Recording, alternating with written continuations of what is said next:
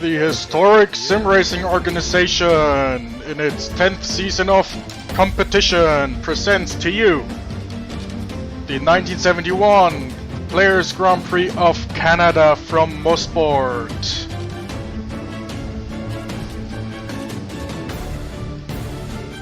And today it is me, Pascal Mikula, who's doing commentary for you.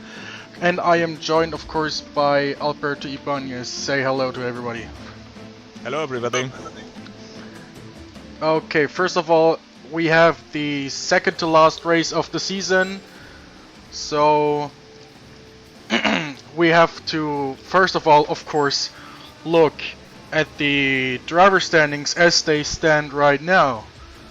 Who do we have in first place? It is indeed Richard Coxon in the 1971 World Drivers' Championship. We have 43 points for the Brit. He's in front of Grant Riddell, who has 41 points. Yves Placé is, well, basically best of the rest with 22 points, followed by David Jakes and Austin Johnson with 20 points each. We have also got the team standings. And as of now, it pretty much looks like Team Surtees is going to win the Constructors' Championship, but I don't want to jinx it in any way. They are leading with 46 points over March with 29 points, and BRM in third place with 27 points. So, we are currently still in qualifying, and, well, gentlemen, we have Alberto Ibañez and also Jonathan Acerclinth, who is going to drive today in the booth at the moment. So, gentlemen, what are your thoughts for now? Well, as of now, I think that Richard Coxon is clearly the favorite. He has a very powerful car. He has the ability to bring it to the top, and this is probably a track that suits very well the Tyrrell. It's a very skittish car, but it's also very efficient if you know how to drive it, and in the turns, while it slides a lot, it really goes quick through them. So other favorites are, of course, always David Jakes. You always can count with him. And the other title contender, that's Grant Riddell. Grant Riddell also finds himself here in a track that is very much sweet to his car, because he has not the most powerful engine, but this is not as important here in Mosport. I mean, it's certainly a high-speed track, but it's always a high-speed track that you're never in a straight. You're turning always and going up and down, and with so many shifts in the weight transfer in the car, you have to be very careful and very much in control of what the car is doing at the limit. So these top three that are right now at the top of the table, they are clearly the favorites here, though you never can discard Thiago Canola or Austin Johnson, who are very quick drivers, as they have been proving in the last races. That is indeed true. So, Jonathan, do you have time for a quick chat? Because we know, as far as I know, you're driving today in the race, but I can't see if you're on the track right now. I won't be improving, so I have time for a chat. Yeah, what do you think? How do you... first of all, a little question, since you're driving today, how do you... Well, do you enjoy the track? How's the feeling that you have of your car-track combination?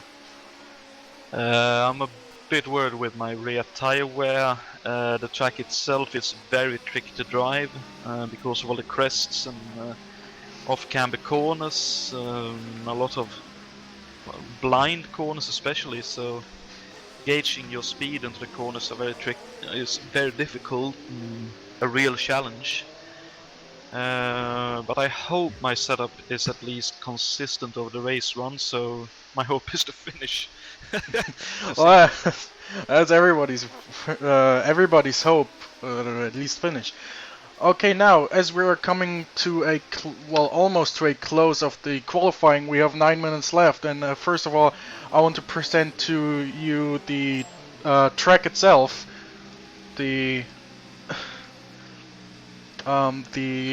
what is today called the Canadian Tire Motorsports circuit. I'm pretty sure it wasn't called that back then in 1971. Anyway, let us just first take a look at the track map.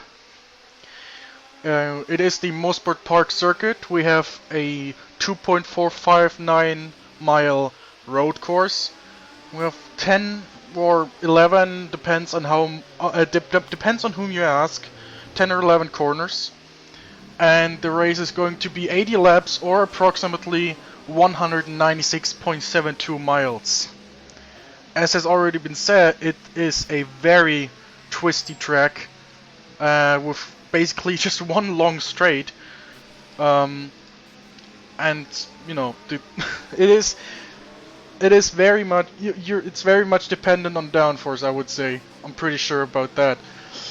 Anyway, let's just quickly see if we can get one driver who has a lap running at the moment. We can just check if anyone is on the If you want, shortly before the start finish. Well, okay, I apologize. We have Dave Miller right now who's coming across the start finish line, and just taking a look at him driving, we see he's going into the first corner. It is, well, as you said, it's a sweeping right-hander, followed by his second corner, which is an off, well, would you call it off-camber left-hand corner? Well, it's kind of two corners, as Dave kind of hits the outside curb as well. Just left, right, no, right, left, and another right corner. He gets a little bit loose, and then gets down into the... Well, he gets down to Moss Corner then. Turn 5, and then there's Moss Corner. And you really basically have to get out of this corner perfectly, as Dave gets a tiny bit sideways. And basically now we're on the long straight, where behind him we have Grand Rodal, who's coming very close to him and overtaking him into the just overtaking him into the S's. No problems at all. And then to the last corner, and that is one lap at Mosport Park circuit. And Dave Miller in his current run finishes it in 1 minute and 20 points something. I didn't quite catch that. However, I've got some slight technical issues, so I'll have to just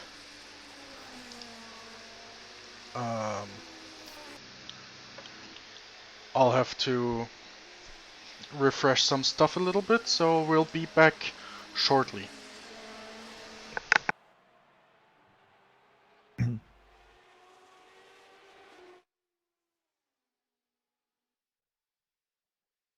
Well, since we're getting close to the race, I'll jump back into my car. So best of luck for the broadcast. And if I do crash, I'll try to get here unless I break a leg or something in the crash. So enjoy Okay. yourselves. Have Okay, fun. thank you. I just need Have to fun. turn my display settings down a tiny little bit. Okay. I had 16 FPS right now. That is not good for a broadcast. No, it isn't. Oh my god. It was running way better in Far Factor, I don't know. I mean, I've got the broadcast and everything muted, so nothing will... Oh, I should probably play some elevator music, but I don't know. Okay. So, are we online now? We're currently live, yes. I'm just Okay. still reloading the track and seeing how it looks. I hope it looks better than, you know, some 8-bit game. It's like going back in time to the slideshow. Oh my god, is every... Wait a second, did the whole server just reload or what? No, it's just lagging the hell out of my game right now because I'm loading all the cars. Yeah, that's normal. That's normal because there's many cars and skins and Oh, I think my game just... Did my game just... My game just no, froze. just don't be impatient, let it. Okay, there we go. Yeah. I need to wait, how many FPS? Okay, that looks acceptable. I'll turn the... I'll turn the... I'll turn the broadcast sound back up, so yeah. And we are back live at Mosport. I apologize for the technical issues, but we're back with no problem at all. So last minutes of the qualifying session, and it's quite tight at the top of it. If you see, Grand Ridal is 114.729, David Jacques is 114.784, which is just 0.00055 of a second. That is indeed true. We have Grand Ridal, who is currently the pole setter, on screen, live on screen, going towards Moss Corner. Oh no, my bad. He's not going towards Moss Corner, he's just in turn 3. And, well, I mean, looking at Richard Coxon, he's in the pits at the moment, but that's no problem. Richard and Grant are pretty close in the championship, and as far as it looks right now, Grant has got the edge on Richard as far as qualifying speed is concerned. Oh my goodness, there was a nasty accident around David Jakes right now. You need to check who that was. That was some nasty action in front of Jakes right there. I don't know if you saw it, but there's still parts flying around. Dave Miller picked up the front nose cone of one of the cars that was involved. It was red, so it was a red car part, so it was probably was it a Lotus or a March? Don't quite remember, didn't quite see it fully, but well.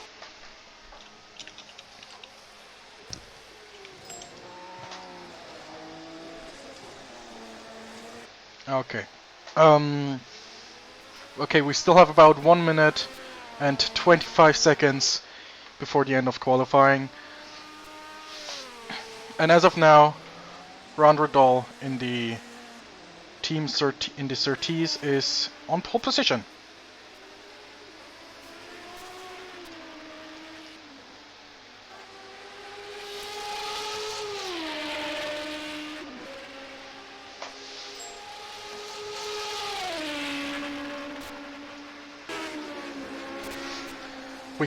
We might also look at the back of the pack, kind of. We have some drivers who are having their first entry in this.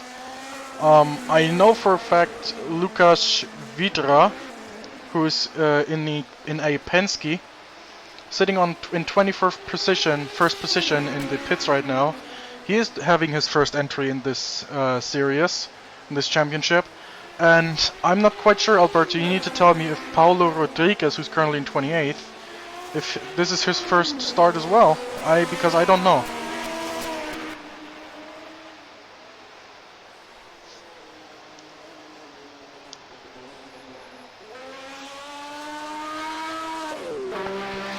Okay, Alberto seems to not be present at the moment, that's not a problem.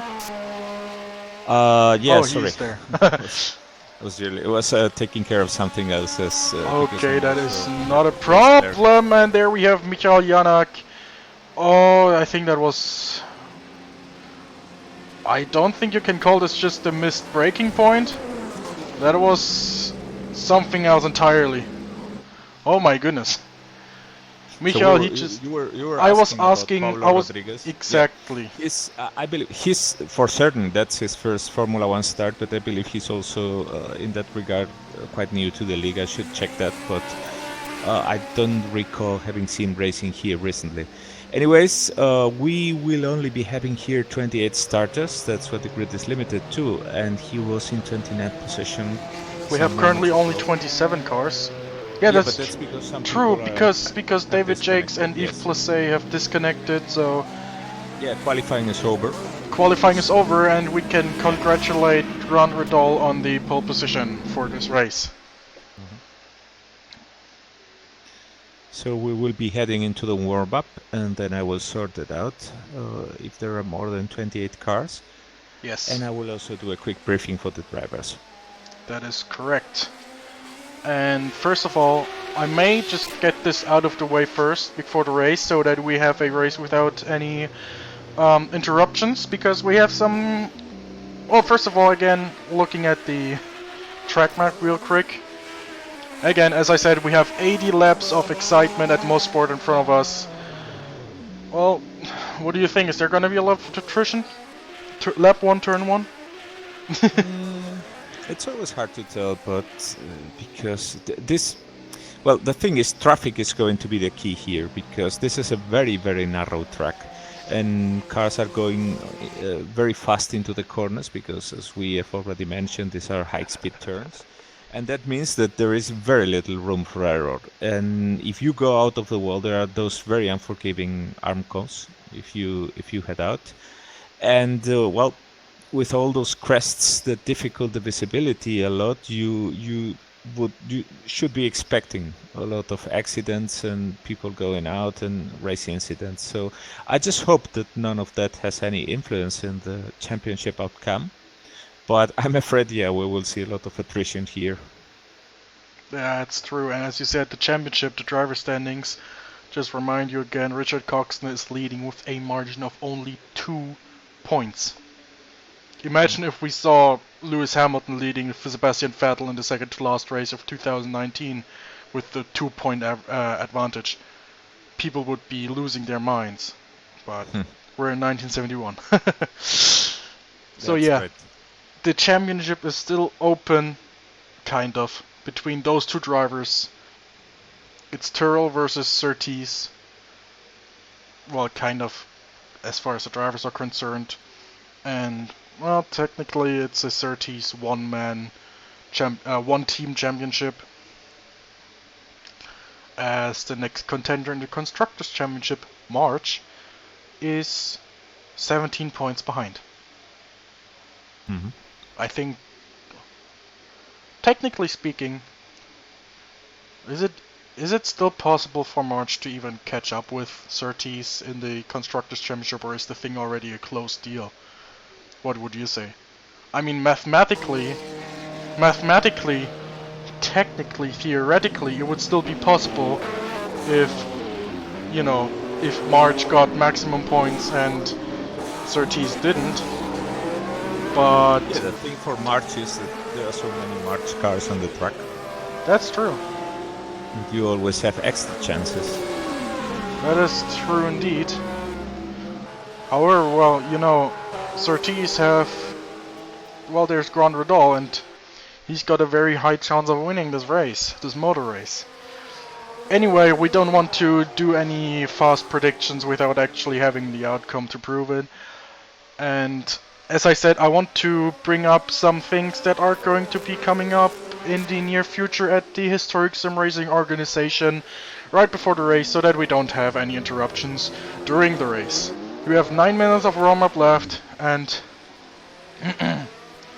yes, and while Alberto is doing the driver's briefing during the warm-up, I will bring up to you 3 events which are gonna be coming up soon. Number 1, the Wellington 500 km race in the 1985 New Zealand Touring Car Championship, the last round of the New Zealand Touring Car Championship of 1985. December 2nd, which is a Sunday, at 2000 Paris time. Tune into that, because it's gonna be a 2-hour race. It's gonna be the endurance race of the championship. I'm excited to it. Next up, we have the United States Grand Prix. A week after that, the penultimate round of the 1971 Formula 1 World Championship. Whether if we are not going to see the outcome of the championship decided at this race, we're definitely going to see it at the next race. And it's going to be either Grand Redal or Richard Coxon at the top of the podium. Sunday, December 9th, 2000 Paris time. Tune in at that. And the last race coming up, at least the third race coming up soon, is going to be the California 500 at Ontario Speedway. The round 8 of 9 of the HSO Gold Star Championship of 2018. Sunday, December 16th, 1900 Paris time. We are going to be using what was it? The 1974 USAC cars? The Yes. third race of the Triple Crown? Be excited, because I certainly am. Remember, December 16th, 1900 Paris time, the California 500, live here. So, we currently have 29 cars. We're gonna have 29 cars, so as far as, well, if everyone comes back, Paulo Rodriguez will unfortunately have to be leaving the server as he is not qualified for the race. Right now on the track we have Ray Redal, my mistake, Ray Redal in the BRM leading Dave Miller and Michael Janak into Moss Corner. Michael takes the curb very hard. And let's see, he's got a V12. He's got a V12, so how is it gonna look for Michael? Is he going to overtake either of them? I mean, it's only warm-up, but still, you can still watch and therefore make a little prediction whether the V12 is actually going to be sufficient enough for the straightaway. And, well, he actually overtakes Dave Miller before the S's. Very nice.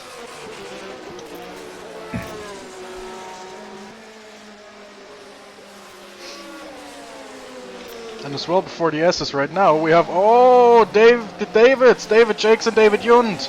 And they do come together here. Hope that doesn't happen in the race.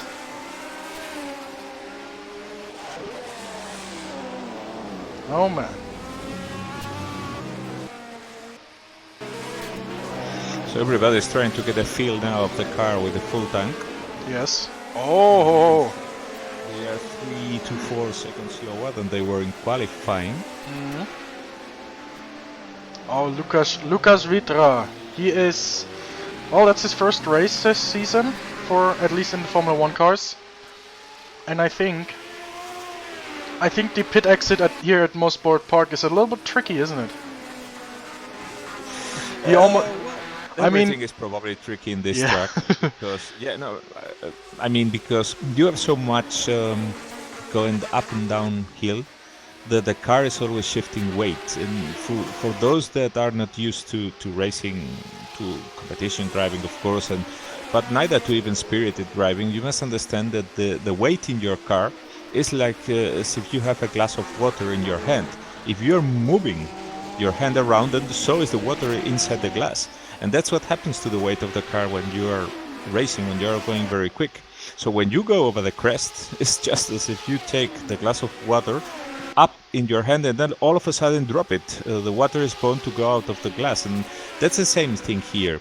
If you are going up and down hill, you must be very careful because the car is going to shift the weight and you might find that it doesn't respond to what you're doing. So pit entry is in this case just after the crest of a hill, and it happens that you might very well get sideways if you are forcing the car to the right to enter it. And then again, the pit exit is in the middle of a straight where there is almost no visibility because of that crest. So yeah, pitting is going to be a tricky thing here, though fortunately we shouldn't be seeing any stops except to change a punctured tire or maybe repair some damage. Do you think there's going to be blown engines in this race? Because we've just seen, as in the background there's Juha Boss in the Lotus. He's spinning right behind Lucas. I just saw, I think it was Brian Janik entering the pits with his engine smoking very badly, which I think he blew on the entry to the S's on the downshift. Do you think that's gonna happen a lot? I think because, you know, the cars are going to be in 5th gear near the limiter at the end of the straight, and then you suddenly have to go down to 4th or 3rd gear. There is always the possibility of over-revving the engine and just blowing the whole thing apart. Do you think that's going to happen a lot, or at least occasionally? Yeah, that's certainly also the case with the crests. As the car gets lighter, so the wheels have less grip because there's no weight on them, and you can easily over-rev the engine. The engines are very, very sensitive in these cars and as well. These engines are quite fragile, yes. I mean, we're talking 1970s. Like, most of the cars have a Cosworth DFV, the V8 that first appeared in the Lotus 49 in 1967. Those things aren't as reliable as the modern power units today. Not by No, a they are long not. shot. Not by a long And shot. if I remember correctly, they didn't even have RPM limiters back then. That's So you just basically could rev up the engine until it blew up Yeah, completely. that's true. I think that's true. I'm not sure about it, but I mean that would make kind of would make sense because, well, hard set rev limiters. I think they were still like kind of new back then, even. I don't know. Yeah, and You know the drivers more were about that happy. in that way because you've got more age to Yeah, the yourself. drivers were not happy at all when they first started hearing about rev limiters, because they always felt that you could always use those extra RPM if the engine would not blow up, and of course it usually did. But tell that to a race driver when he's willing to have 200 RPM more to just overtake the other car in front. Yeah. And again, all in the name of reliability. I mean, you would be happy. I mean, wait, what driver said that? I think you know who said it, but to finish first, you first must finish. That's basically think behind it, because if you risk it and get like 100 or 200 more RPM of the engine, and suddenly a gasket blows or something, and you just hear a puff behind you, well, there's your chance of even finishing the race in the first place. But I don't quite remember who said it. So I don't either. It was one of the early racers. Mm. That's already probably from the times of Sterling Moss or so, but yeah, that's certainly the case. yeah, indeed. So we got about 28 seconds of warm-up left. Jan Kowalski's Jan here. Kowalski. Did he qualify? Yes. Okay, he did, yeah. So, I'll just have to quickly check out something.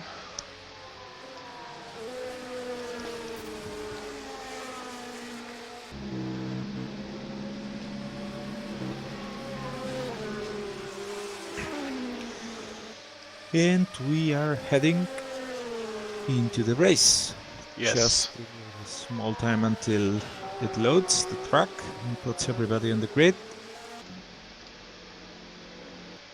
Exactly. And as we have now 29 cars on the grid, it means the one non-qualifier, who is Paulo Rodriguez, will unfortunately have to leave the server. So, as per the rules, we have 28 starters. And as we now switch to the race session, very, very slowly, there we go, we'll just go ahead and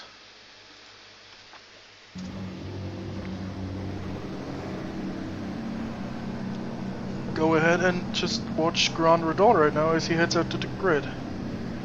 Of course, we hear the 20-odd engines already on the grid, some of them revving.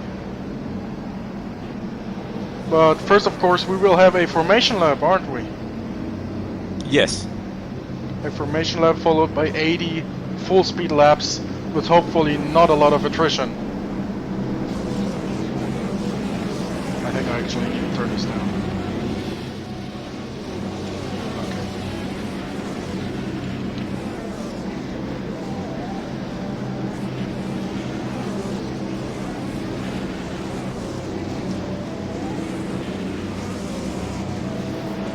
Okay.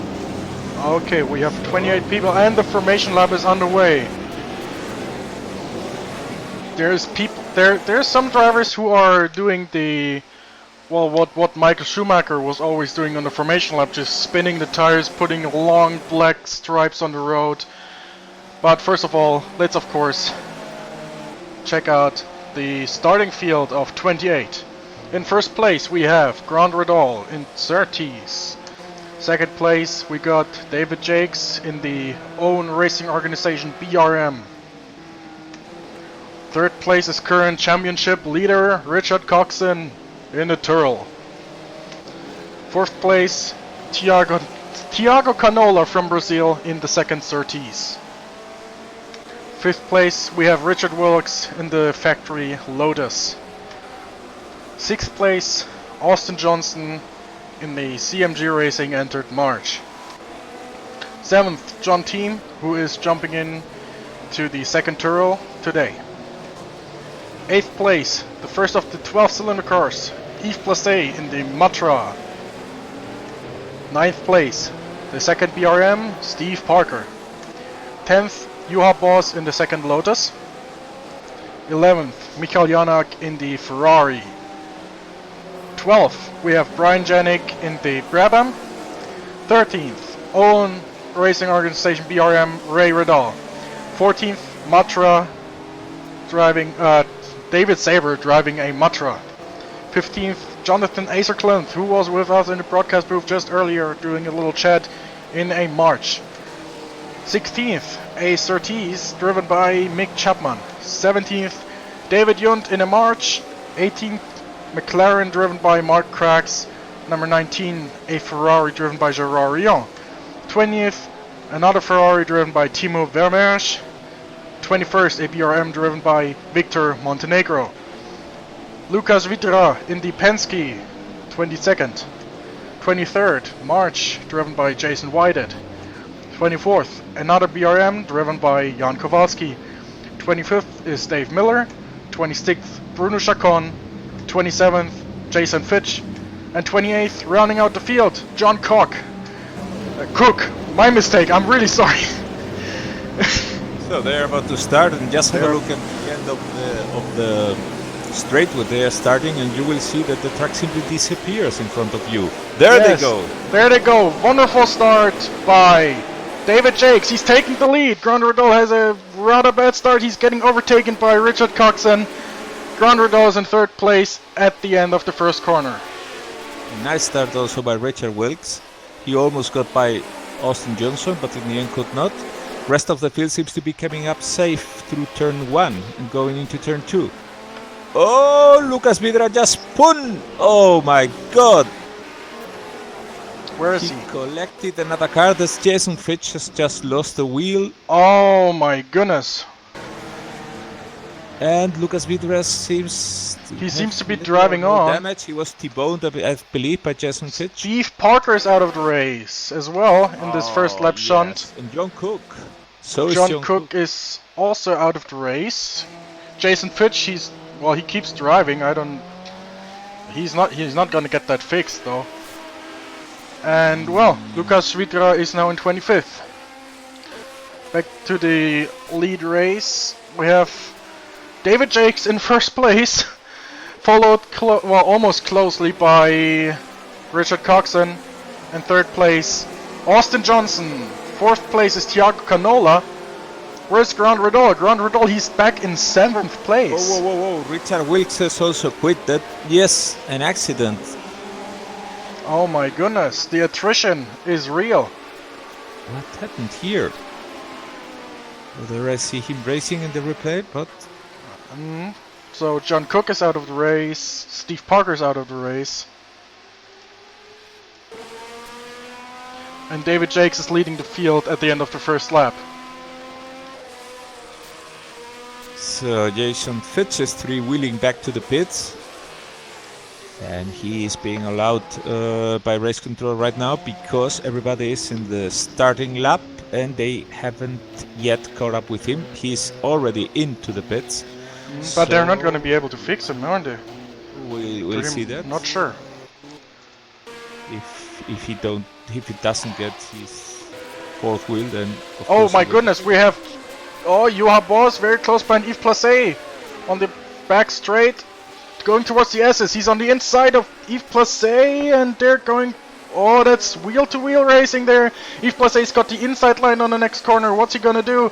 Oh, they touched it. They made contact there. A little bit of contact, but nothing too severe. And Yves Placé is keeping his position at the end of the second lap. Yeah, Yves is having to toss around this track. Michael got very wide in turn 1, Michael Janak. Oh my goodness. Oh, he's getting sideways and he's losing it. Okay, no, he's not losing it. He actually kept it straight, but he lost the position to Juha Boss.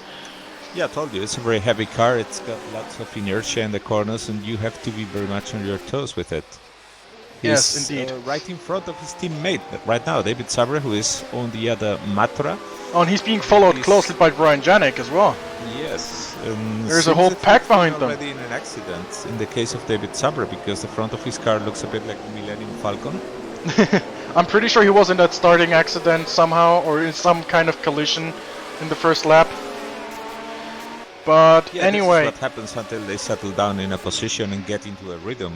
Those are the nerves that you always have present at the beginning of the races. okay. Anyway, lap 3 is over now. In a little bit, about right now. And we have David Jakes in first place. Is in the pits. Grant Riddle is in the pits. Grant Riddle is in the pits. Now that's an unexpected turn of events. Where I can't even see it.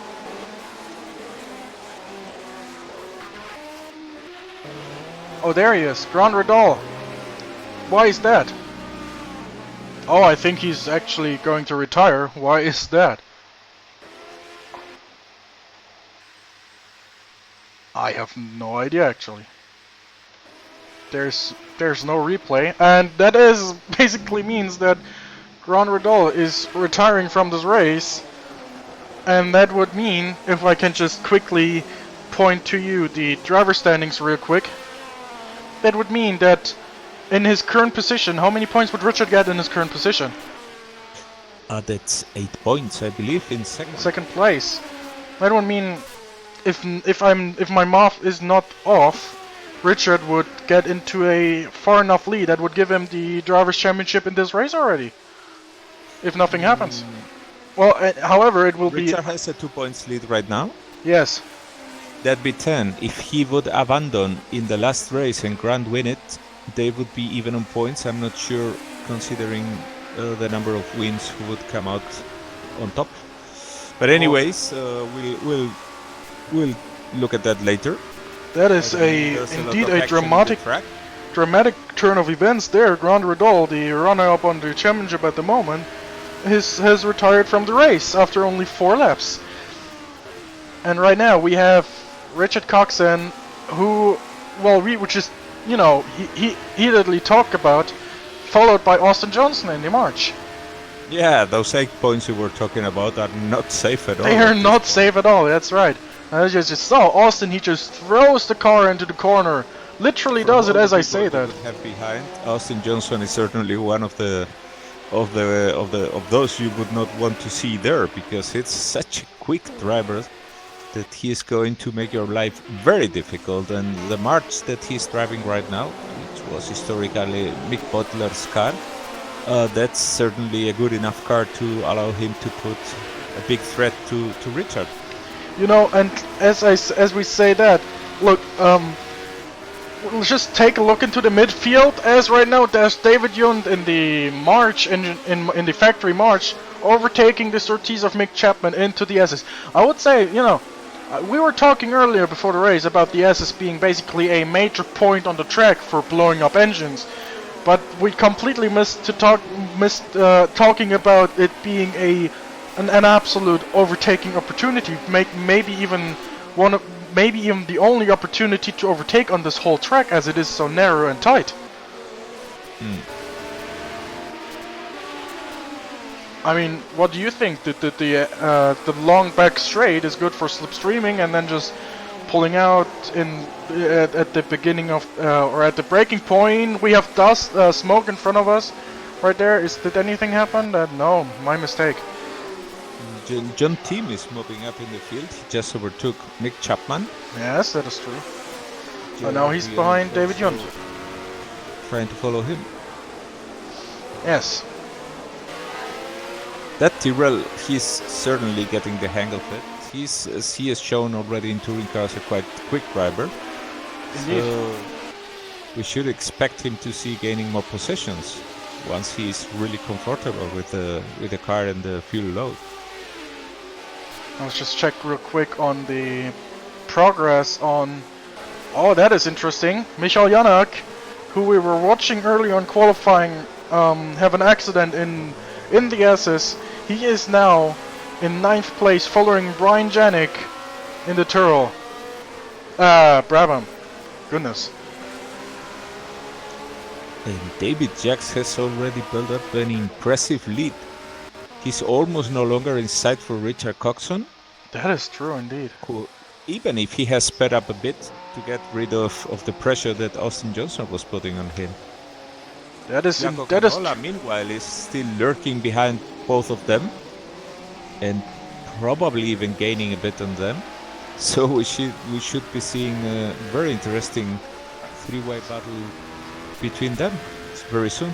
You know, it's really difficult. I mean, I can pretty much understand whenever Jonathan says he's been incredibly busy during the broadcast, because I can't quite make out one battle to stay on right now with the Well, with in the that camera. case, focus on Michal Janak, Grant Riddle, and Brian Janik, because those three are really Oh, that active is right indeed now. true. Oh, that is indeed true. What is that? That's Ray Riddle overtaking Michael Janak on the. Michal Janak, yes. Wow. And Thiago Canola at this moment turns the fastest lap of the race at a 1:16.996. Yeah, we were watching how he was gaining on the cars in front, and well, the stopwatch will not lie to you. Yeah. Ray Riddle putting a 1:19.000. Also a very nice round number on the clock. And still following Brian Janik. As we have... Oh, that is... Oh my goodness. Check out the battle between Austin Johnson and Richard Coxon. Very close. Oh my goodness. One could even say if... Look... Oh, what's happening now?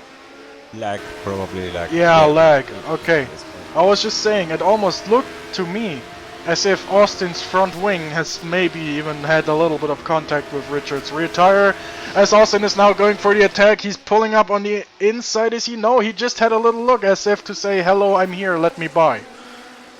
But Richard driving his own race. Oh, going a very little bit sideways there. This But is this not is- going to do the three of them any good. Oh!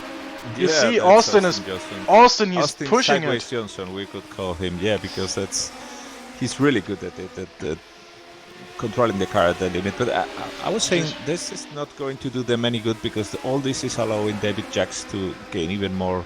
Yeah, he's of a lead he's than getting even farther away. But as you know, AJ Drift King. I don't know. Anyway, well, just at some point we should see the margin that David Jakes, he's already got almost 7 seconds of lead. On like. John Tim is already also attacking David John. Oh, that is. Oh, that is That is close. Let's just check out the onboard camera on John Team's Turo. Oh, he missed the gear there. Missed the shift there a little bit, and that's allowing David a little bit of a breathing room, even though it's not much. And you know, they're both closing up on Jonathan. There's two marches right next to right behind each other, and a Turo following right behind.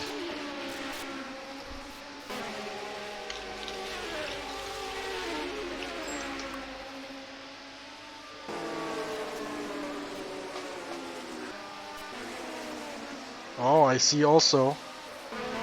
That's also pretty nice to see. Not as close though, but also something we should probably just have a look at. The 12-cylinder battle, Jan Kowalski behind Gerard Rion. If you can look at that, Gerard was on the grass a lot there. He's had his left side tires on the grass on the start-finish line. It's incredible. It is. But in this case, the V8s behind David John and John Tim are probably closer than those two.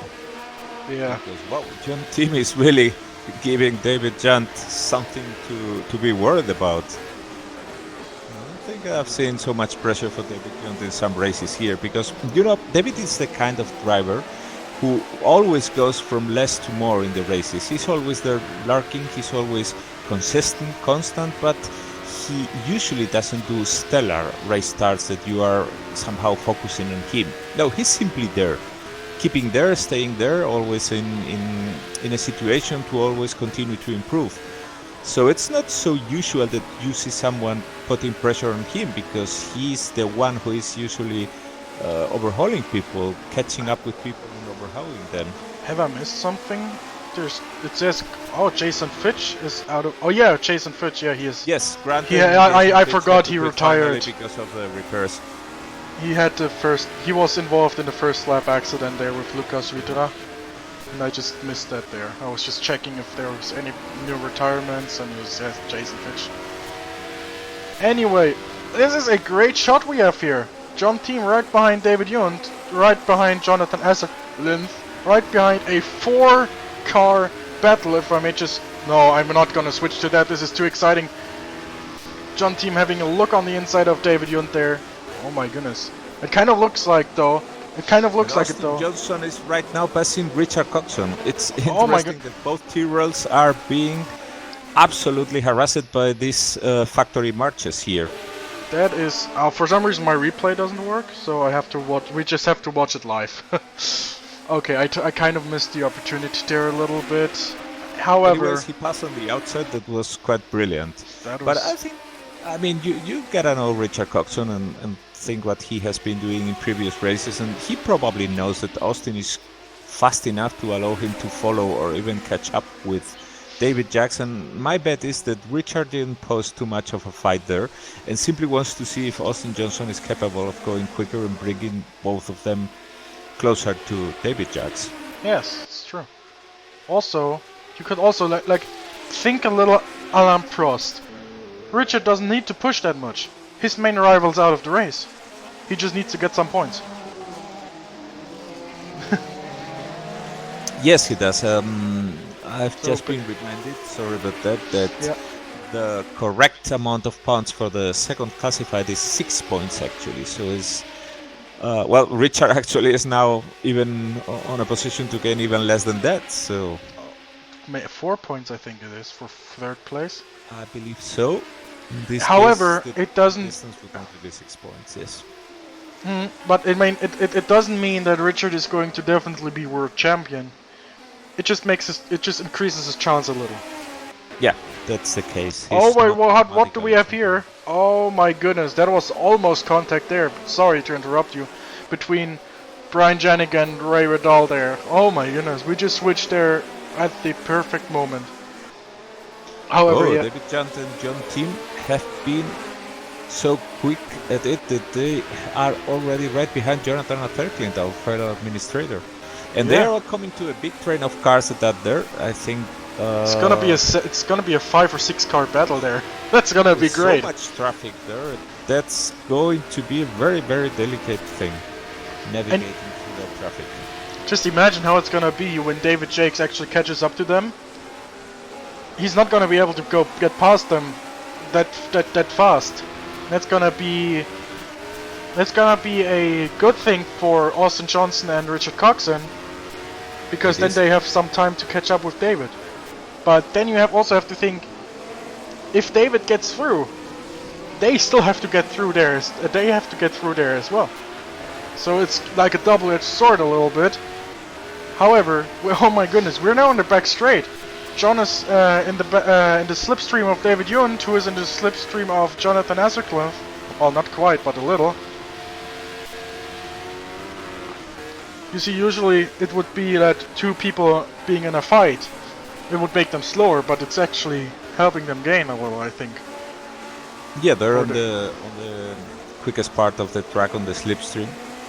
Things are not well, they are not slowed down, but when they come to the corner, then well, it changes quickly, because you always have to take way more care when braking.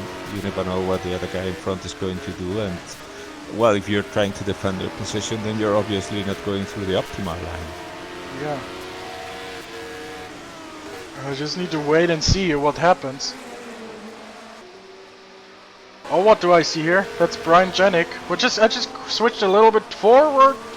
Oh, Brian going sideways there. He's having a look at David Saber's Matra.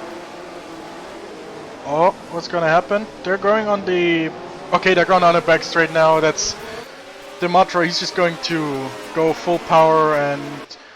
Oh, that's not the end of it, because right behind him is Ray Riddell. While David Jakes is doing the fastest lap of the race, Ray Riddell overtakes Brian Janik on the inside.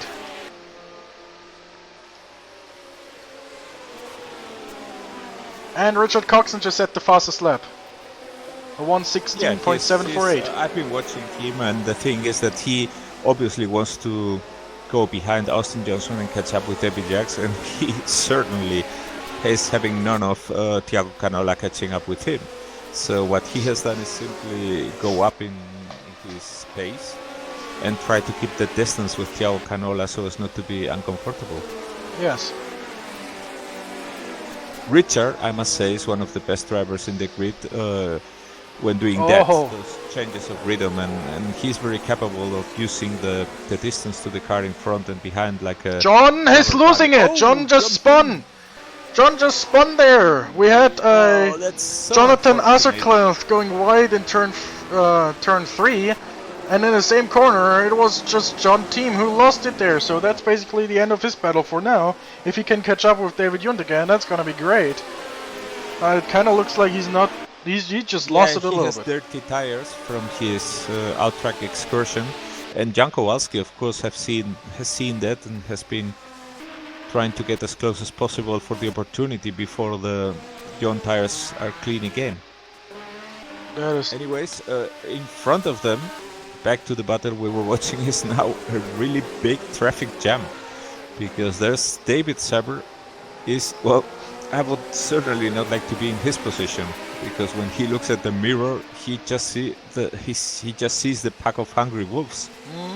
And as we have now, you're just seeing the start-finish line. Behind John Team is now Jan Kowalski. It's very close. It's very close. John went out of one battle and right into the next one there.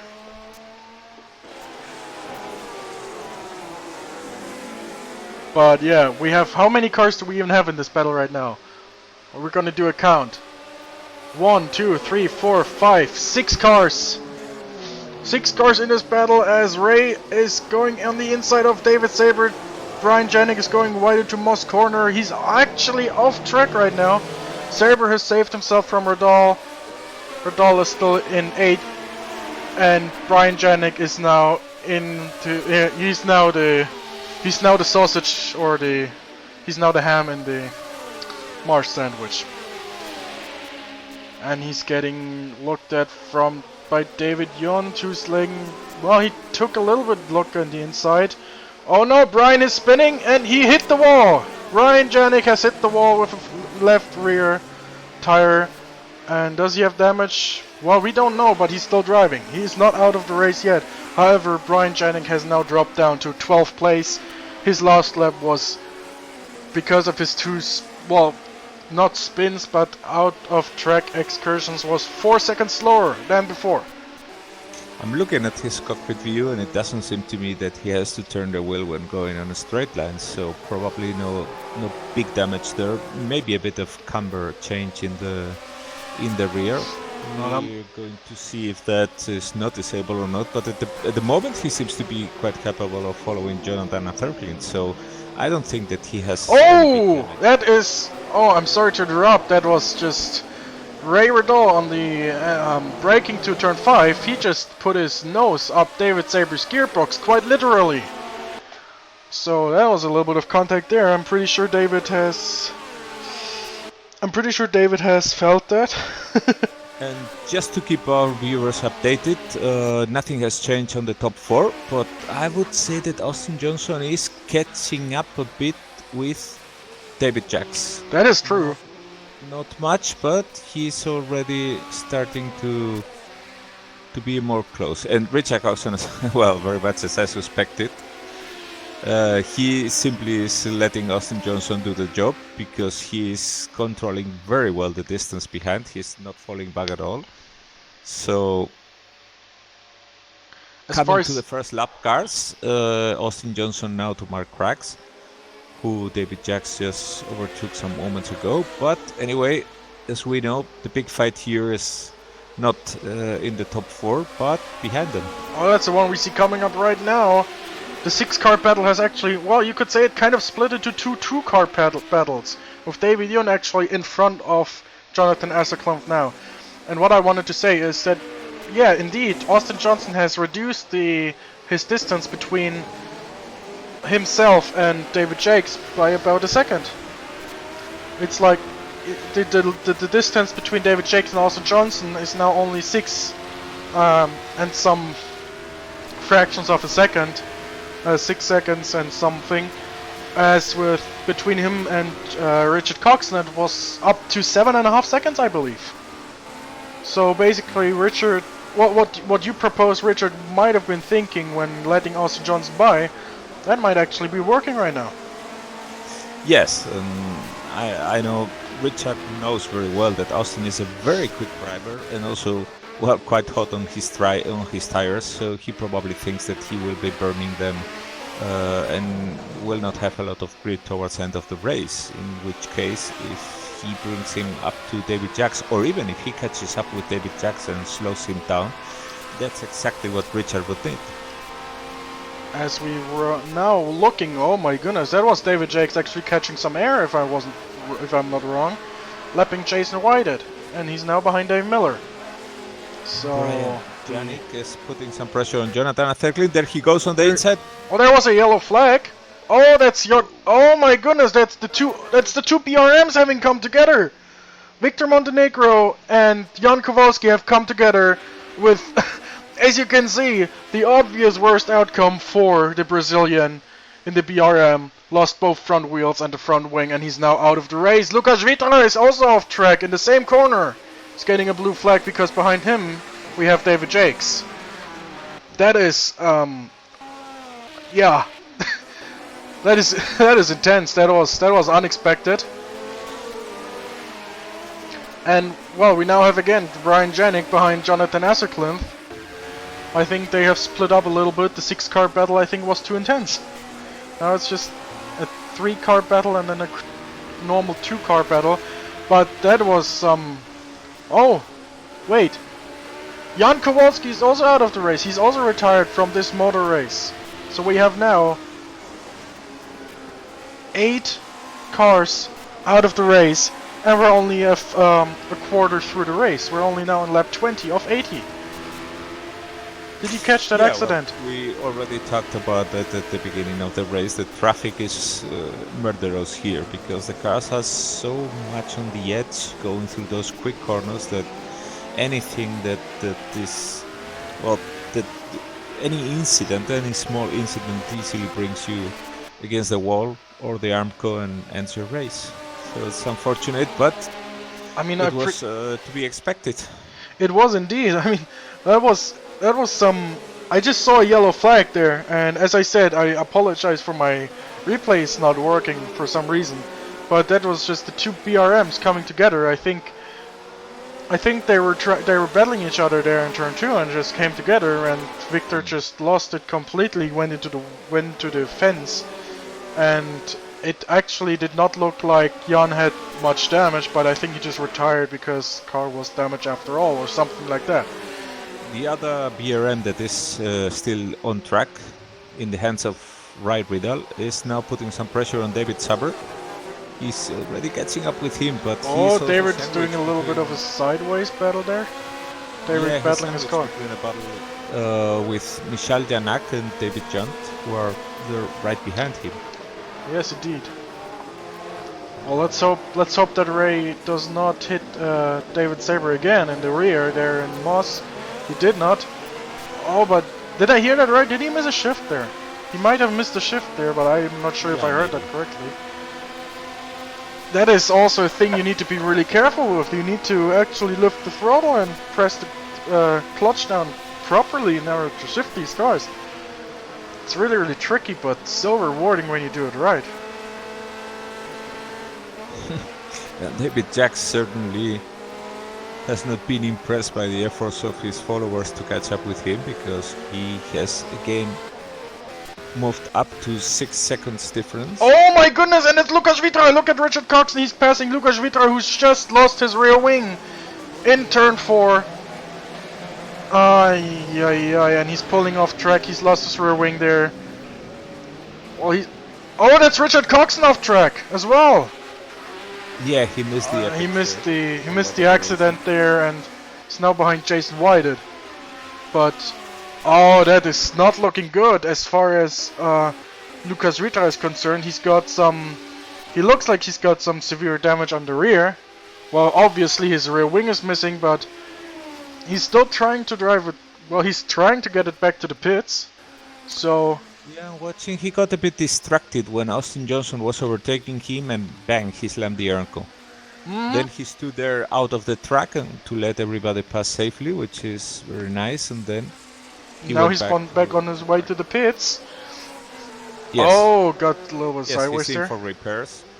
He should be getting a new wing, and let's hope that the suspension hasn't been too damaged. Indeed. It's always one of these incidents that can allow the pursuers to catch up with the leaders. So we should be expecting something like that somewhere in the race, because it's a lottery, but it's so difficult to be able to do all the overtaking maneuvers safely. Oh, I have forgotten to mention one thing. Because of the aforementioned distraction of Richard Coxon by the accident of Lucas Vitra, Thiago Canola has now put himself into third place. Yeah, that's right. He is 5 seconds ahead of Richard and 2.5 seconds behind Austin Johnson. Oh, and Johan Boss has been able to move up on Yves Placé, I think, or was he in the? No, he was already in front. It's Yves I think Placé. yes. Yves Placé is now behind Johan Boss, and who has been able to catch up with him. Yes, and David Jakes has again put in the fastest lap of the race. Has he ever heard of tire wear? Well, I think it's just the car's getting lighter, but. David Sabres passing now Ray Vidal. He's on. Oh no! Move from the outside. Ray has Ray been in front of David? No, I wouldn't say so, because the last time we checked, David was still in front. So basically, Ray has now moved up to 7th place. Yeah, he has. David wanted the position back, but has not been able to get it. That's, I believe, the place where Austin Johnson passed Richard Coxon many laps ago when he took the 2nd place. That is true, and but it's not the same thing doing it with a March and doing it with that heavy Matra that has David Saber. And as you see, John, don't hit that curb too hard. John Team is in 13th. John Team is already back. He is back in the fight there, as well. Ray. Volumes about his pace. Or about how much that fight is slowing everyone down there in front of him. Yeah, either way, John Team is back in it, and Ray Riddle. Look at the front. Look at David Saber. That's okay. Never mind. Just as I said, Ray goes off track. But you see, Ray is now pulling away from the whole pack. He's saying, "Bye-bye. Have fun. I'm out."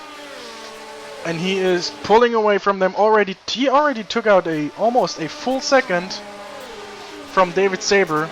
Just check what is now going on. Behind everyone there's still Jonathan Esselkamp. He's still trying to hang on.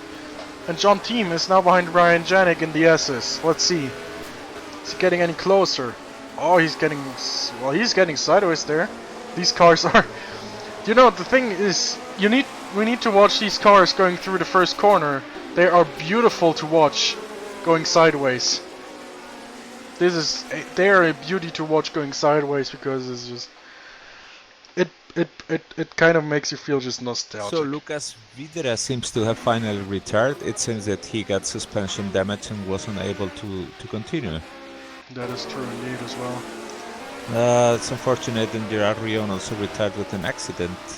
Must have been not long ago, because it happened after Lucas Vidra's retirement. Anyway, still 18 cars on track, which is certainly enough to cause lots of headaches to the leaders when they are coming to lap. Yes, and the funny, or not funny, it's a remarkable thing. Mark Craggs, who is the last car driving, last car classified as driving right now, he's just a second behind the fight for 16th place. It's Jason Whited and Dave Miller. Jason Whited in a March, which is powered by an Alfa Romeo V12 or flat 12, I don't know, but it's definitely an Alfa Romeo. Right. Was it? I think it was a V8, but I'm not sure. Oh, it's a 12 cylinder, isn't it? Oh, but he's getting sideways, and definitely he's following Dave Miller very closely. That's something we haven't seen. We haven't looked at them all race so far because of the 6-car battle in the midfield, which is still raging on, of course. But of course, at the end of the pack, well, they're all just still fighting for their position.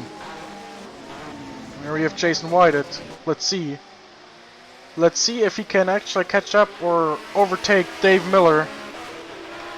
Oh no, I think he's a little too far back. Well, we can still check. No, actually Dave Miller got a better exit out of Moss and is now going into the S's. Half a second in front of Jason Whited. Back to the midfield. Ryan Fine. Janik is getting impatient behind Michal Janak. Oh, he's going by, he's going by, he went by. He's on the outside, he has to hang on till the next turn. No. Exactly. Oh my goodness, they're on the outside. Wheel to wheel stuff there. Oh, a spin in front there. Look at that. David Saber has hit the wall. He Oh lost no, it my on the goodness, brakes. no. That is David Saber out of the race. Most likely, yeah, he's lost the front right and he is out of the race. That is, we have 17 cars now in the race. We are 27 laps in. Or 26 laps in. We're in lap 27 of 80 at the Canadian Grand Prix.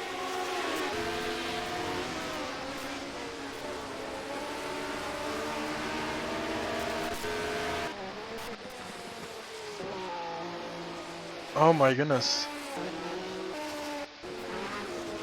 And just look at the back of, still off the back of the pack. There's, oh, Mark doing his best, he's doing his best four-wheel drift there. This is, Mark Trex is now caught up with Jason Whited. Oh my goodness, look at that! Slipstream so close. And he is past Jason Whited. He is now in 17th place. Nice move there. Nice move there. And I think It's a bit of a pity that we have so many nice battles, because following that one and that is following difficult. the 4-car battle, we are missing also the lots of action that Yves Placet and Juha Boss are having. And now they are coming up to traffic, and They are let's see right what behind happens. the battle we were just watching, yeah. That's gonna be Yes. actually interesting. Juha Boss is in 5th place, and Yves Placet is in 6th. So it's about the, you know, the last point position, or like, Yves is in 6th place for the last point, and of course he would want to improve. Going very wide.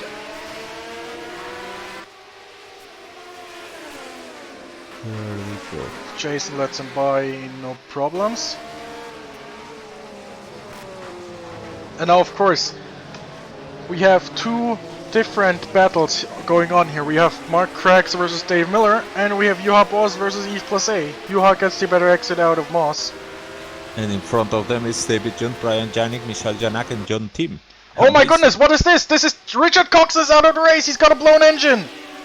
Oh no! He's on the back really? straight. He's not even on the braking point. He just blew it on the back straight. There we have a replay. Oh my goodness, the replay is actually working. Oh, it's not. There we go. Well, in any case, that's a Tyrrell barbecue. That was the end of it. I don't know why I have huge replay. There we go. You have to watch it. Gotta watch it. Oh, he just blew it on the acceleration. He was like, he was in... Yeah, he was in... It doesn't quite say it here, but I would presume he was in 3rd or 4th gear, and now he's out of the race. And the engine just blew on him. That is unfortunate, and that means the title decider will definitely go to Watkins Glen. Well, What a turn of events. it is. But anyway, lots of action on track, and well, we're only 28 laps into this race. Yes, My goodness. so much stuff has already happened. We're not even halfway through the race. And Not even close. It's No. 80 laps. It's an 80 lap race, we're only in lap 28, and Dave Miller is letting by, yeah, Juha Boas and Yves Placé. He does not want to have anything to do with that battle. He's got his own battle going on. There's Jason Whitehead behind him already again, because he had to slow down. Jason Whitehead actually overtook Mark Craggs. Mark Craggs must have, well, he must have made a mistake there, somewhere. But once again, it is March versus Williams.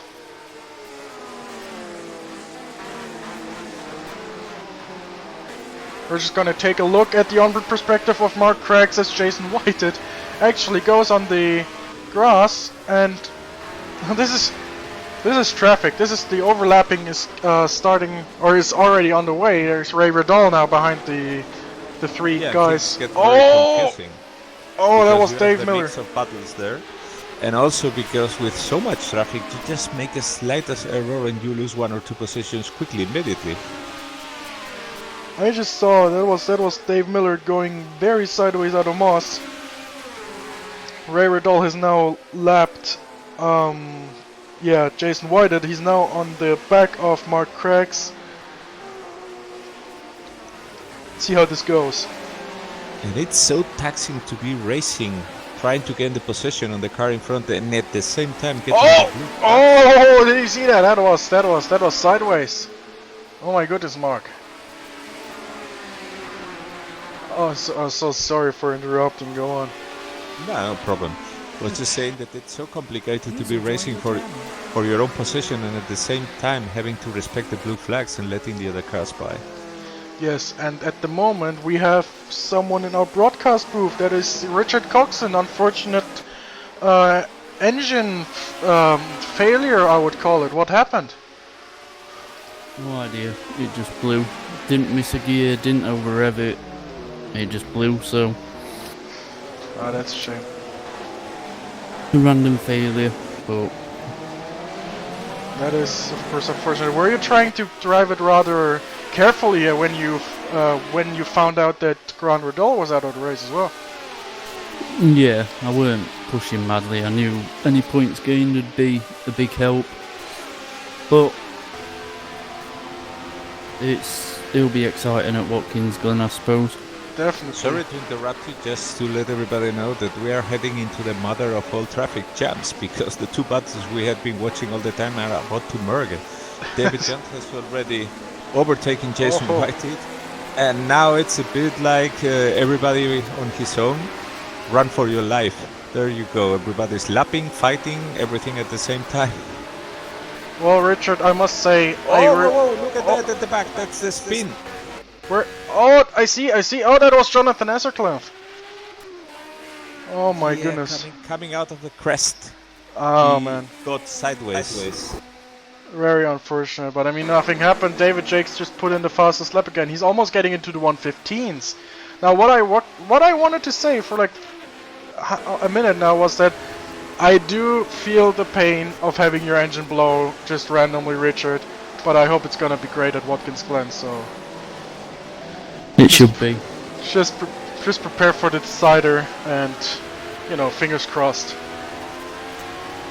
Fingers crossed it's a clean battle. No one interrupts it or ruins it, and may the best man win, so... Definitely. 2 points. We'll see you all at Watkins Glen. Yeah. Okay. Have a good evening. Have a good evening. Best of luck for them.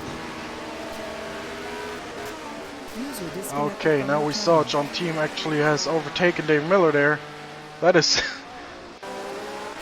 as you said, it's the mother of all traffic jams, and this is just incredible. You could almost, if it weren't for some cars being a lap down, you would just say it's like the most exciting race of this, or battle of the season, if you could almost call it. Yeah, it was. I mean, if you remember the film Days of Thunder, the keyest then was when they go to an accident through the smoke, they just press the throttle and hope that they will be alive when they come up to the other side, and that's more or less what that's... They got into this big traffic jam, that just grinded the teeth there, nailed it in, and said, let's hope that I don't lose my position or end in the Arco. And they did all came up safely on the other side, except poor Jonathan. Oh, there's some people off track there. That was Dave and then the Mark Cracks. But, you know, you can't really blame them. They were just letting people by. Okay, what do we have here now as far as overtaking goes? Nothing. Everyone's in a straight line. Is waiting for someone to make a mistake.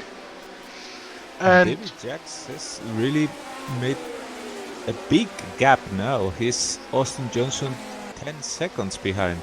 yes, I just wanted to say that as well. that's great. Yeah, David. Boss has Yves Placé seems to me absolutely under control because Yves is not able to get by that very agile Lotus.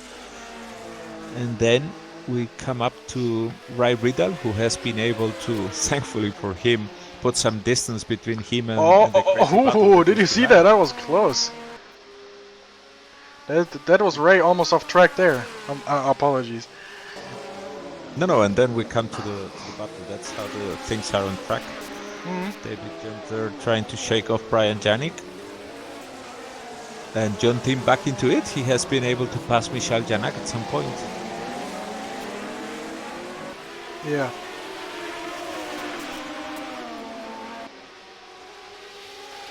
I'm watching the reply now.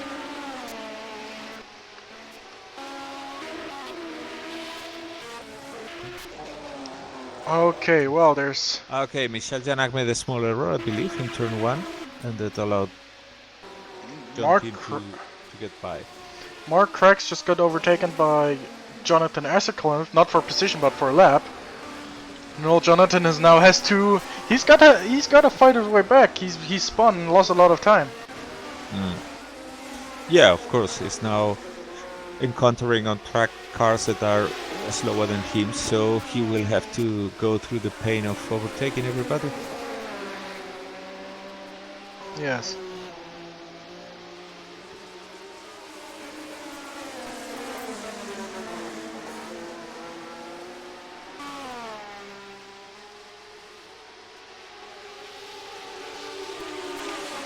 So, bit of stabilization.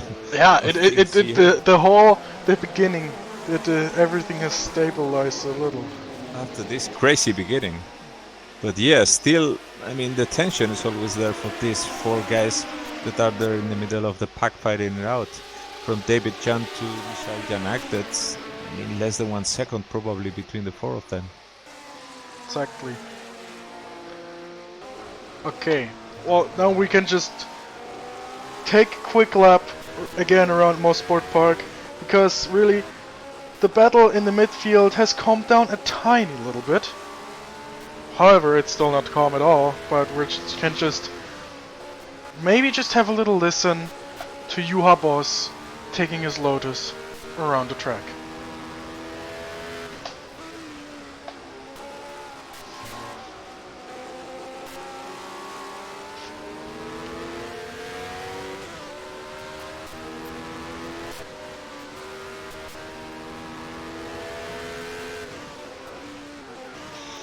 And that's certainly a sound that Yves Placé is going to remember tonight after the race, because he has been stuck behind Juha Boss all the time. That is true indeed. They're now coming on the long straight. Does it look... it doesn't really look... You know, it's actually quite remarkable that Juha, despite having, less cylinders and technically I think a weaker engine, still pulled away a tiny little bit from Yves Placé. Oh, don't hit the curb too hard there, Juha. Yeah, but I told you, this is a track where, yeah, it's very quick, but almost all the time you're turning, even when you're going on... Even on the straight, you're turning, yeah. Oh, but now Yves is very close to him. And it's also a very narrow track, so it's so difficult to place your car properly so as to gain the position and have to force the other guy into conceding it. If you're following in Cockpit View, you will see that's a flowing nature of this track. In many other tracks that you see, especially modern ones, you see some of these flowing turns, but what you usually find is a series of straight, linked by more or less tight corners. So in this situation, it's quite easier to find your way to references and overtaking. But in this case, you're continuously, permanently turning, and in this case, sliding. I could kick myself into the backside right now for having turned away from the midfield battle, because what we see right now is John Team, who has spun just 10-15 laps earlier. He's now back in 9th position. He has overtaken Michal Janak. Yeah, he did some laps ago, because Michal apparently made a small error in, I think it was into turn one. What's now? Oh, what's now? What's that? What's that? Oh, he's going into inside of Brian Janik. Oh no, my goodness. Brian there. I think Brian his closed the door on him. That he was gave him enough room to, as we saw, to be able to recover, but well, he certainly let him know that he is not going to make his life any easy. Oh, now he's got Janak again behind him because John lost a lot of time there. But I can just imagine the significant emotional event, shall I call it, that Brian must have had when he suddenly had this sight of blue in his right side. That must have been pretty significant. Yeah, I'm pretty sure he didn't expect that. But fortunately no one crashed, and oh, okay, just gotta quickly catch Brian Janik catching on David Yunt. And well, just as I say it, David Yunt is on the back straight and he's pulling away from him. Oh well.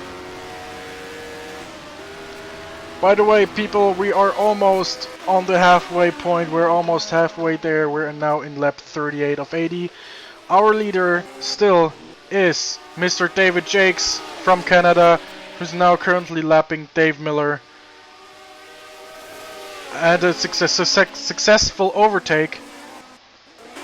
First place, yeah, David Jakes. He's got a 8-second lead, so his lead has shrunken a little bit, but it's still more than enough, honestly.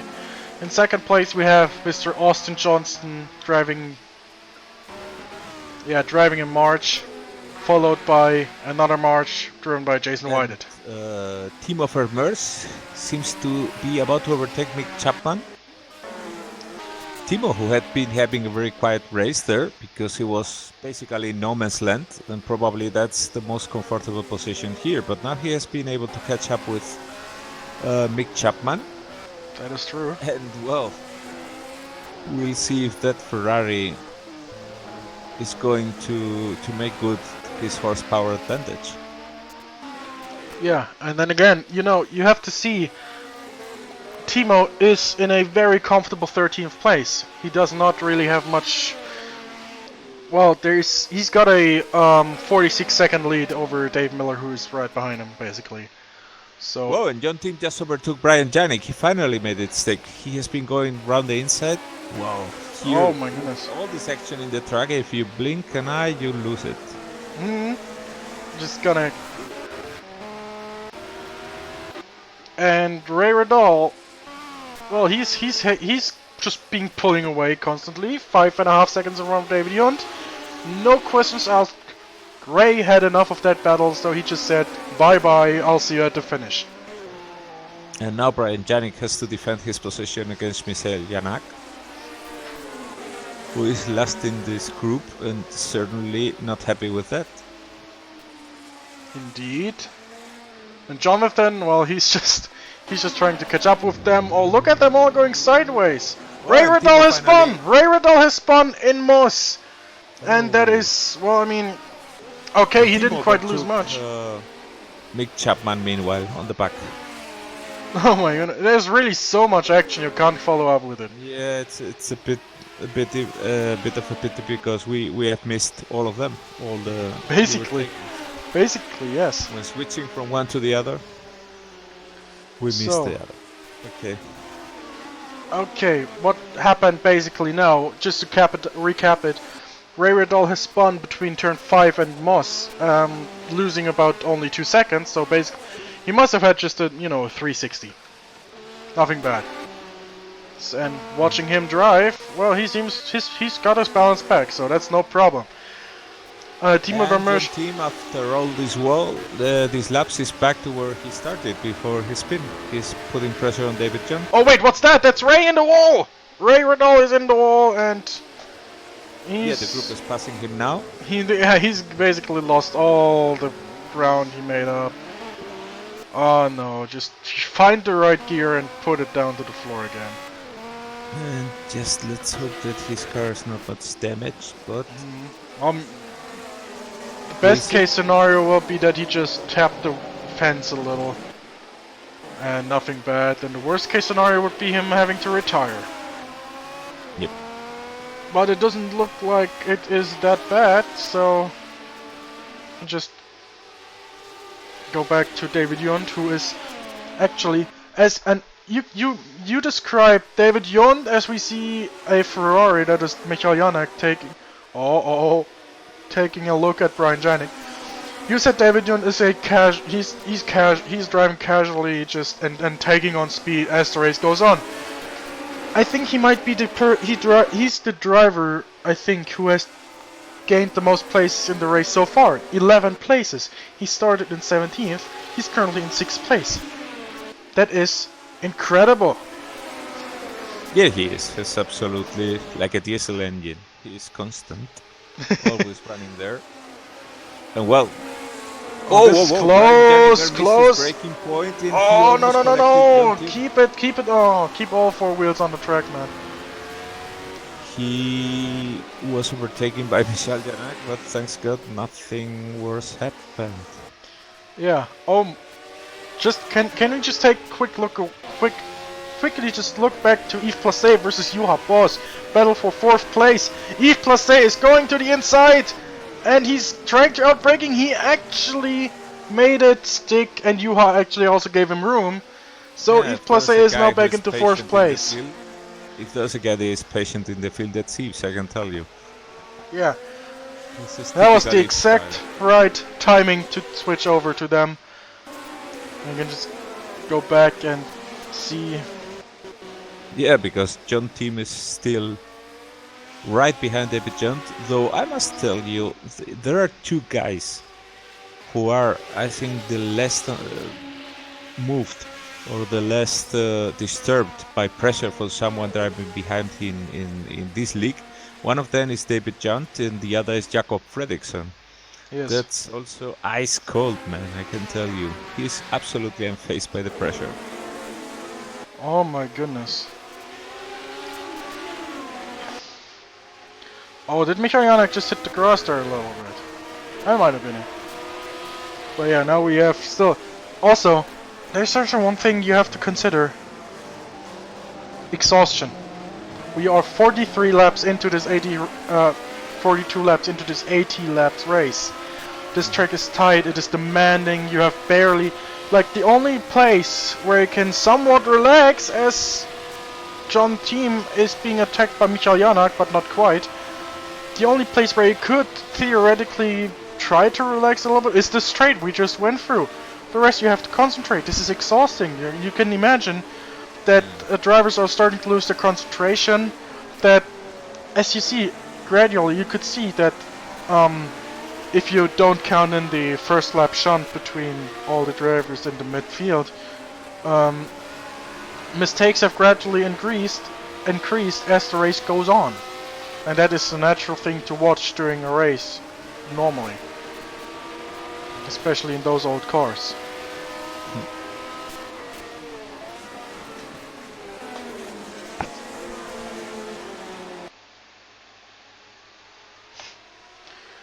And watch the cars go over the crest. 1, 2, 3, 4, 5. Where's Jonathan? There's Jonathan. And right behind Jonathan we have David Jakes. So this is gonna be fun. David Jakes is gonna put another lap on the pack. So, and with John Team not being able to get by David John, what has happened is that he has fallen into the clutches of Michel Janak. He overtook Michel some laps ago, seemed to be making a bit of a gap. Oh, he's hugging the inside line. But now, after being held up a bit by David John, he has Michel again behind him. Yes. that's what happens when your momentum is killed. Oh, let's see it now. Oh, there's like a three-way battle again. You see, David is very closely followed now by John, and John... Oh, was that some weaving there? Oh, I think that was perfectly fine.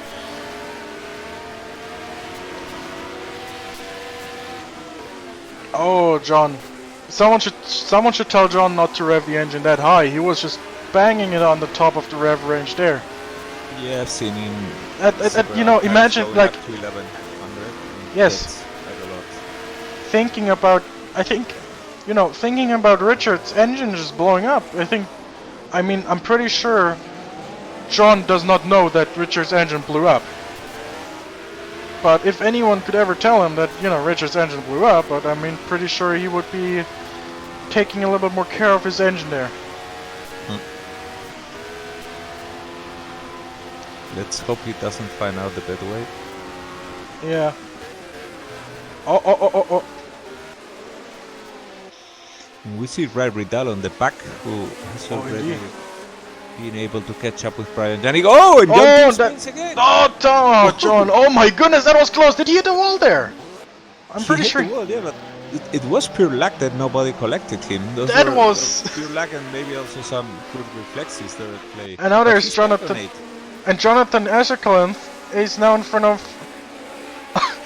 Okay, that was intense. John is now again behind Jonathan, as David Jakes to put a lap on both of them there. And he must be feeling today like Sisyphus, climbing the mountain to the top with all the weight of the stone. Oh, I'm pretty sure he's also pretty sure he's also very, very angry at himself right now. Because I can remember him saying from his report from the what was it, Pukekoa race? Maybe. From the New Zealand touring cars, where he had no force feedback and nothing was working, and he was very frustrated at the end of the race. I can guess. I can understand him there. I'm pretty sure his emotions are boiling. So he's just gonna try. Oh yeah, you can hear it. You can hear it. He's taking on that engine. He's taking that car very hard, and just trying to get by Jonathan Ashercliffe here. This is and another barbecue. There goes Ray Riddell. Oh no, that's a blown engine. No, actually, what happened there? He blew the engine and then he went off track and hit the armco. Oh my goodness. Why is my... Whoa, and there goes John Tim, passes Jonathan Ashercliffe, and because he lost the line he has spun, but he's able to keep it going. We're now watching just Ray Riddell's blowing... So John Jonathan, and yeah, well, that was close for Jonathan, but he almost pulled the Timo Vermeersch is out Dennis of the race? Sullivan there. Timo Vermeersch is out of the race, I'll see that. Oh yeah, we're now watching the replay of Jonathan and John being in the fight. Oh, what? No, Timo's in the race. I am just having some bad replay lag there. No, you must have missed. No, I got really bad with the other Ferrari for Gerard. Yes, probably it's just really bad lag. So I have no idea what happened right now. You tell me, because I was showing the replay of Ray Riddell blowing his engine, and it was a big blow. you know, it wasn't like Richard's engine, where it's just probably some pipe. So at this off. point, this big traffic jam in the middle of the field is right now David Junt being chased by Michel Janak, who is getting impatient behind him, and then by Brian Janik. Those three are well matched together. John Tim, who spun but was able to recover, is catching up with them again after overtaking Jonathan Ashercliffe, who also spun and is now about to be lapped by the second qualified Austin Johnson. Yes. No March behind March, but one March is a lap ahead. Exactly. And, well, we got John pretty much alone there. Brian just staying behind Janak and Jund, kind of hoping they would probably collide. Low-key hoping that one of them makes a mistake at least, so that he can get past. But he is rather careful. And Juha Boss has overtaken again Yves Place. At some point he recovers his position. Yeah.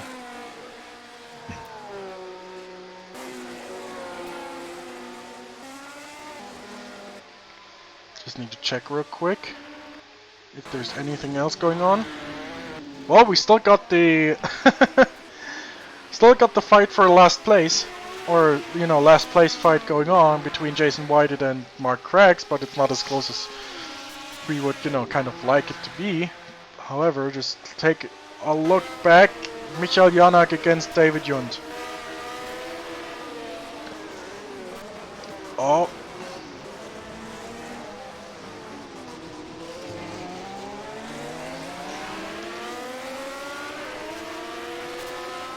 Let's hear Michael Janak's Ferrari V12 engine screaming in the back. And in the case of Juha Boss and Yves Place, my bet is that Yves had some kind of out-track excursion, because Juha Boss was way ahead of him when I looked again. So that him recovering the position must have been because Yves made some kind of error, because otherwise I can't explain myself this big gap that exists. I can imagine that happened as well. Michael Janak also that. just... Michal always is... He's very aggressive. David Jund in the rear on the brakes. Yeah, Michel is... I mean, he has a kind of love and hate relationship with this game, with Automobilista and with this Ferrari, because he always ends up with square wheels. He's always having flat spots there, and well, he's one of the guys probably who damages more the tires and the braking than that, and you see why. He's always doing such heavy braking and that. Probably the guy who brakes latest in this league is Martin Lassina, who seems to have some kind of, I don't know, parachute or anchor on the backside of his car, because he's always the last one. I mean, that's exactly the guy who you would never want to play chicken against. So exactly. But Michel Janak is also a bit in that case. I know he has custom built pedals, because he's that kind of do-it-yourself guy and very, very good at it.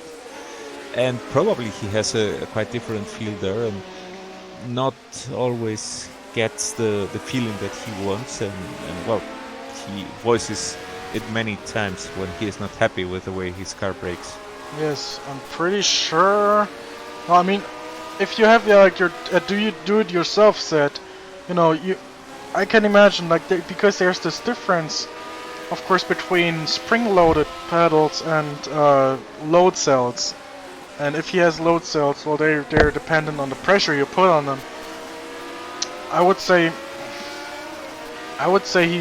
he's yeah. I can understand him. I've got my spring-loaded self because I don't have any custom-built stuff. But inconsistent braking is a definite problem that some drivers really do have.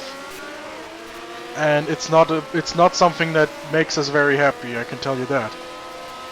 Yeah, and you are trapped in this situation because that inconsistent braking causes you to lock the wheels and get flat spots, and then in turn that brings you to more inconsistent braking because the tires are already squared out.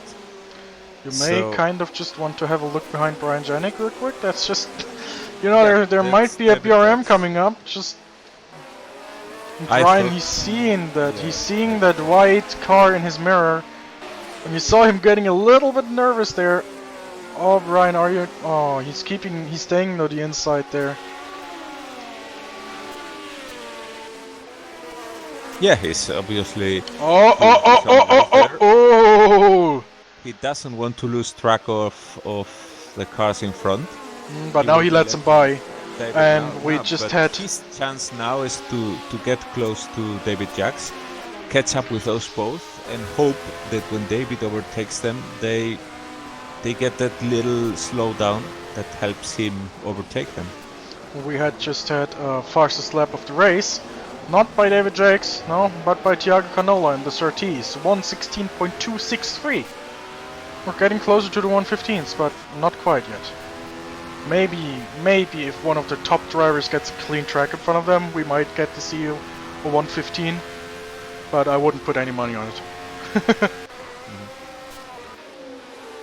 Yeah, not that it has brought Thiago. Oh, another barbecue. There goes. That's East Place! Did explode. Oh my goodness. Oh, that's another 12-cylinder gun.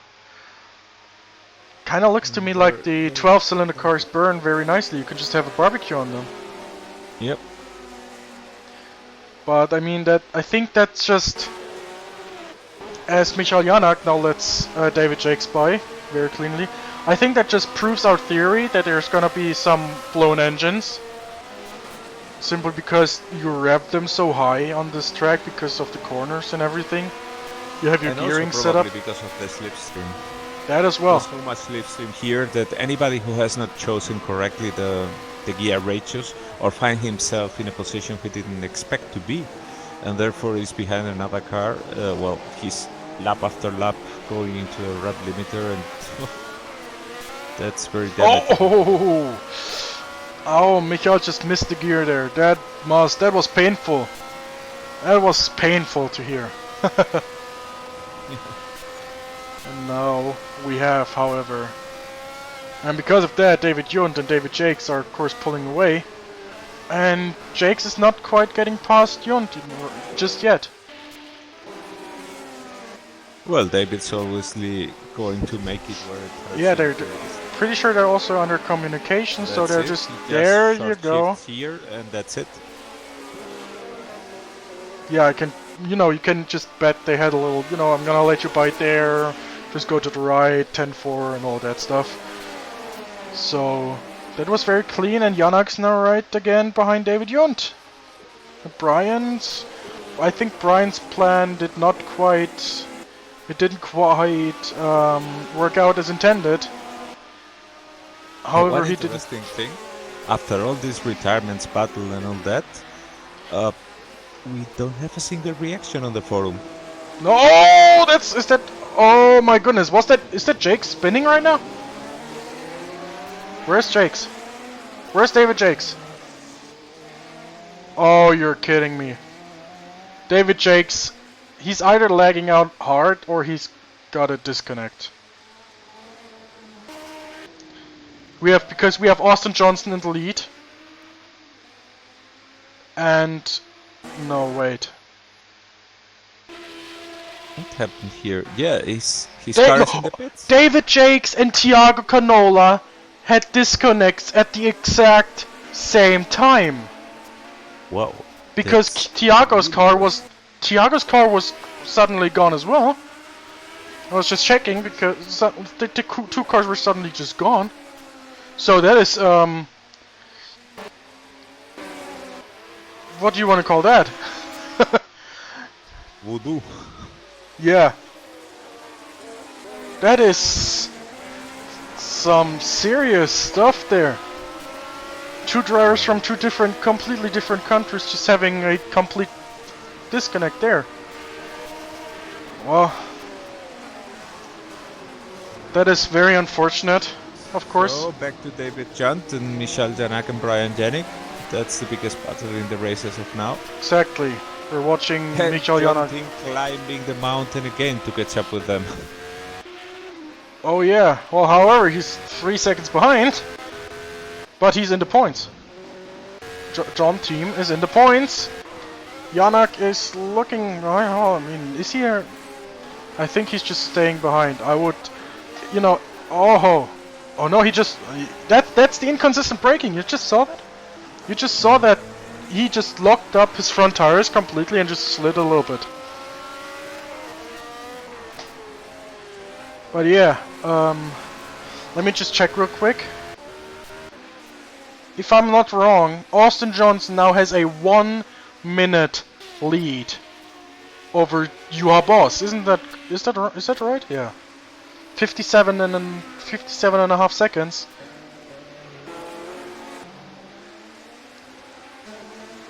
Yes.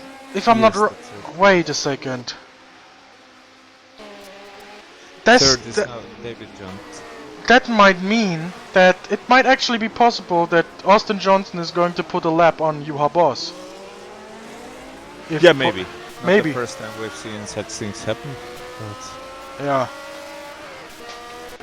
anyways, podium now is more sought after than ever because David Judd and Michal Janak are fighting it out for the last position in the podium, and they are no longer fighting for fourth or fifth or sixth, mind you. They are fighting for podium honors. So if Michal Janak had their motivation to pick the knife between the teeth and go for it, now he has an extra one. I'm talking also about I'm talking about going for it. That's John Team in 6th place. Yeah, not that far behind. He's boiling, and he probably, or at least he's very determined to get back to Brian Janik. But I keep hearing him hitting the top range of that RPM, of those RPMs in his Cosworth, and I'm kind of sometimes just kind of afraid to see this car suddenly blowing up. But he is very close behind Brian Janik again, close to 1 second. Oh my goodness. And again, well, this is again Janak against Junt for the podium. And oh, Janak got a very bad exit there out of Moss. And is now almost second behind David Junt. Juha Boss is now comfortably in the last corner, a minute behind Austin Johnson and 10 seconds ahead of David Junt. While Austin Johnson is now entering the S's. There's a yellow flag. What happened there?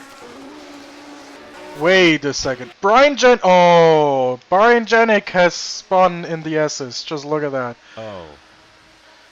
Well, that will help John Team catch up quicker with the car. Basically, yeah. Let me just quickly take a look. I should probably set up my Brian's replay. car, yeah, it seems to be destroyed. It is, yes. He lost his rear wheel. Let's just take a look real quick. Yeah, he's quit, definitely.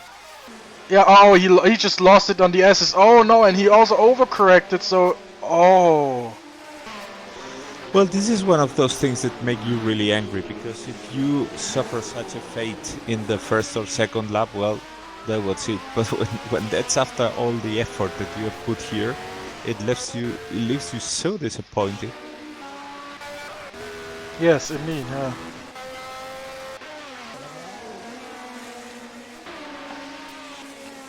Also, one car we haven't really looked at is Timo Vermeer. She is in 8th place. 7th place now, Right now my in mistake. 7th, thanks to Brian Janik's abandoning. And no, he is also in the position that poor Jonathan usually finds himself. That's exactly out of the points-paying position. Jonathan is now in that one on the edge. He is on 6th position. He should get a point if he finishes the race. If he finishes, But yes. he's on the same lap as Timo Vermeersch, and And Timo just oh my goodness, they are riding the curves hard. I'm just saying. But yeah, what's that behind Timo? That's Jason White making space for Austin Johnson. But yeah, Timo, he's now in the basically steel place, the place that doesn't give you anything. And 58 seconds behind Jonathan, so Timo's about to be overtaken by David John. Oh yeah, by David John. His teammate at Ferrari, Michal Janak. And well, unfortunately for Michal, he's too far back now and won't be able to find an opportunity if David is held up a bit by Timo, which he isn't, because Timo very wisely allows David to get very well into that corner. And now, wow, Michal has been unlucky finding him on that spot. He will be moving over for him. Oh, that was close. Yeah, a bit of a misunderstanding there, because that was Timo very did close. it right. He short-shifted his car, but there was too much slowdown. Ooh! And Jason White, and he's off track. Don't spin it, man. Oh my goodness. Well, finally caught it.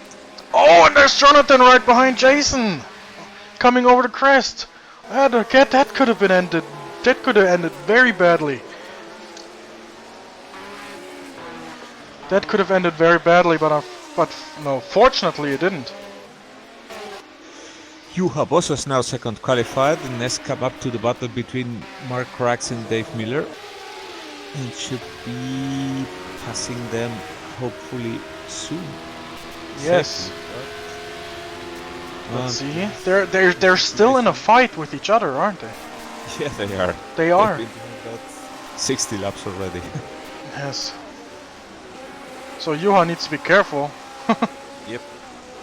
Then again, he can't afford to lose too much time because like there you 8 go, seconds Mark behind Rax him. close it there. Yes. 8 seconds behind him The is thing is, David Jones you are already. close to the car in front, his rear wing loses downforce, and so does your front wing.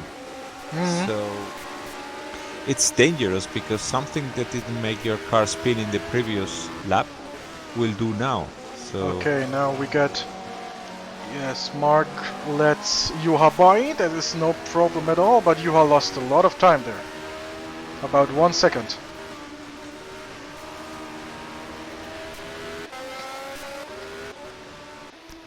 and John Tim has now open road in front of him to try to get to Michel Janak and David Jones, and hard to tell, but I think that's nothing more than 1.5 seconds, and he's catching up really quickly. Yeah, John, he's a very talented driver, especially in the turbo. Yeah. But then again, I must say he's also taking that thing very aggressively. Really, I mean, he does know that those cars have very, very, very fragile engines. Well, I just hope he doesn't blow it.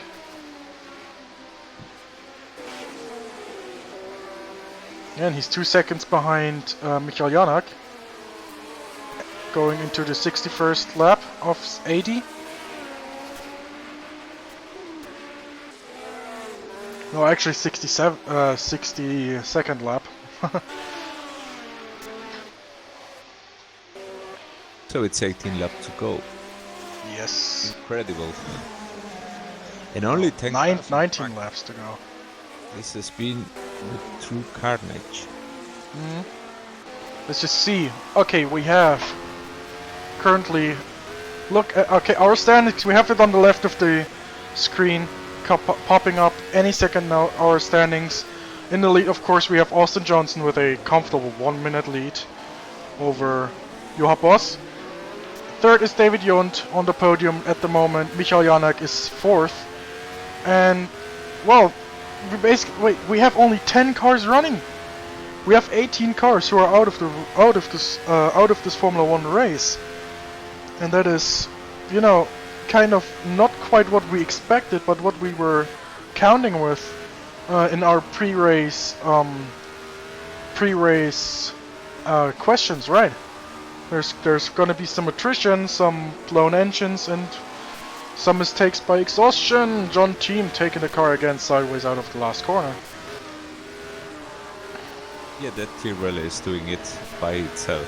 John is, I think, basically... John is just the ballast. He's just sitting in there so that the car has a driver. Kind of wild-eyed passenger at this point.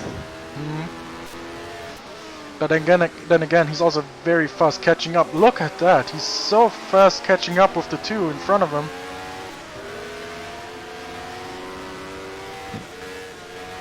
Oh, Michael gets a little bit sideways there. That's not good. Oh, now traffic again for David John and Michel Janak.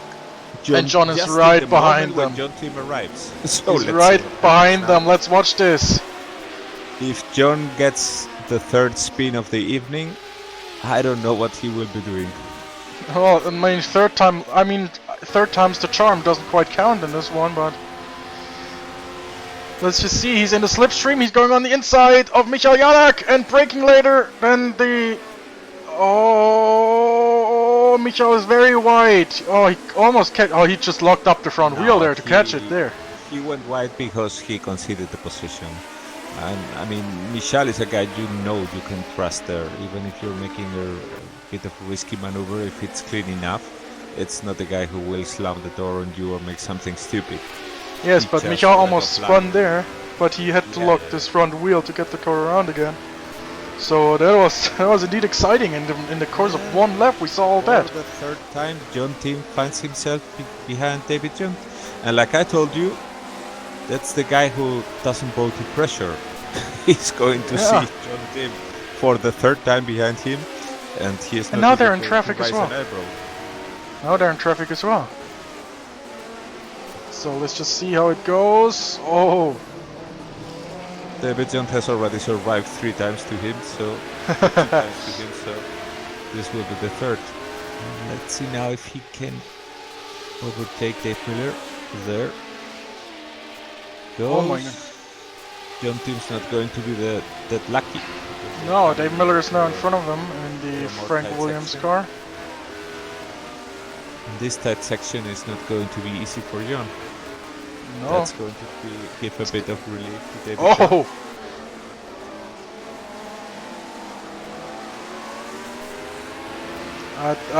Okay, well, I mean, never mind, because John just overtook Dave there, no problems.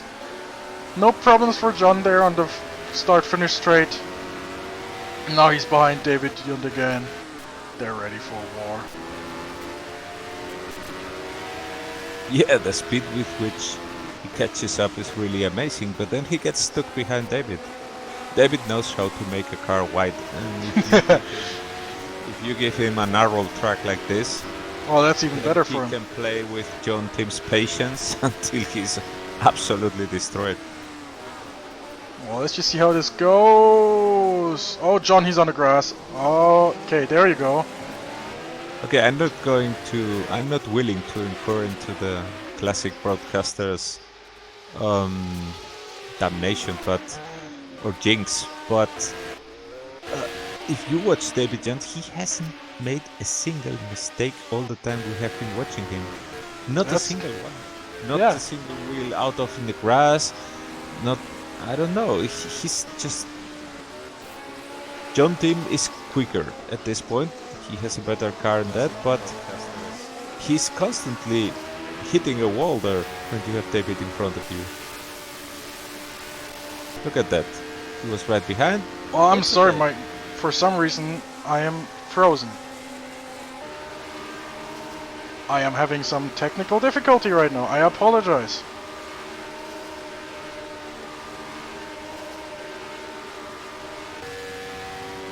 So it's quite interesting to see that David Jan just follows his line smoothly, continues driving as if, I don't know, as if this war had nothing to do with him. John Tim is constantly getting to him, falling back when he slides the car too much, and it's a bit of a yo-yo behind him. I'm really sorry right now. I'm having some kind of difficulty. It's not funny. Do you have frozen screen? No, I have like 1 frame per second. Oh. That is very bad. I apologize. Okay, we'll continue meanwhile in radio style. Yeah.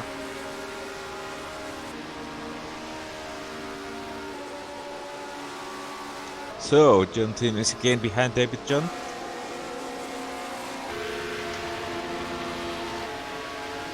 And David John is still unfazed by that. In the meantime, Michel Janak is trying to catch up.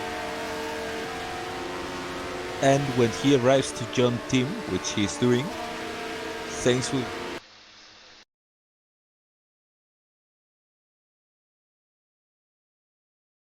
Two things at the same time.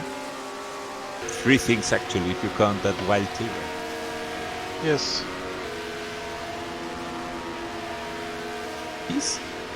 He seems to be studying David Jant at this point. Not trying to make an especially aggressive move. Probably doesn't want to spin for the 3rd time and lose the position he's in at the moment. Okay, I am now having to reload the server. At least, well, yeah, I'm reloading again. I'm really sorry for the interruption, but I'm sorting it out. Thankfully, there is not especially big action in that regard. I mean, yes, they are racing close together, but no attempts to overtake. Now John Team breaks a bit later, tries to get by side with David Jant, but that was not the best place to do it. Now they're coming into a very quick section. John Team is getting impatient. They are snaking downhill, and John is probably trying to find a way to put his front so that David Jant can make the move. But David Jant has perfect control of the flow downhill. Now they're going uphill again. And we're back. Okay, thanks. I'm pretty sure we're back, yes. Good. It is still stuttering a little bit every few seconds, but I don't know why. But at least we're having flowing images. Again, as you said, John Team is right behind David Junt.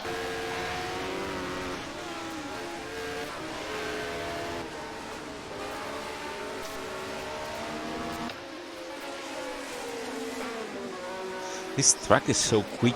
It's so difficult that you're able to put your car somewhere that you can force the other car into conceding the position. Yes, indeed. There Again, very close.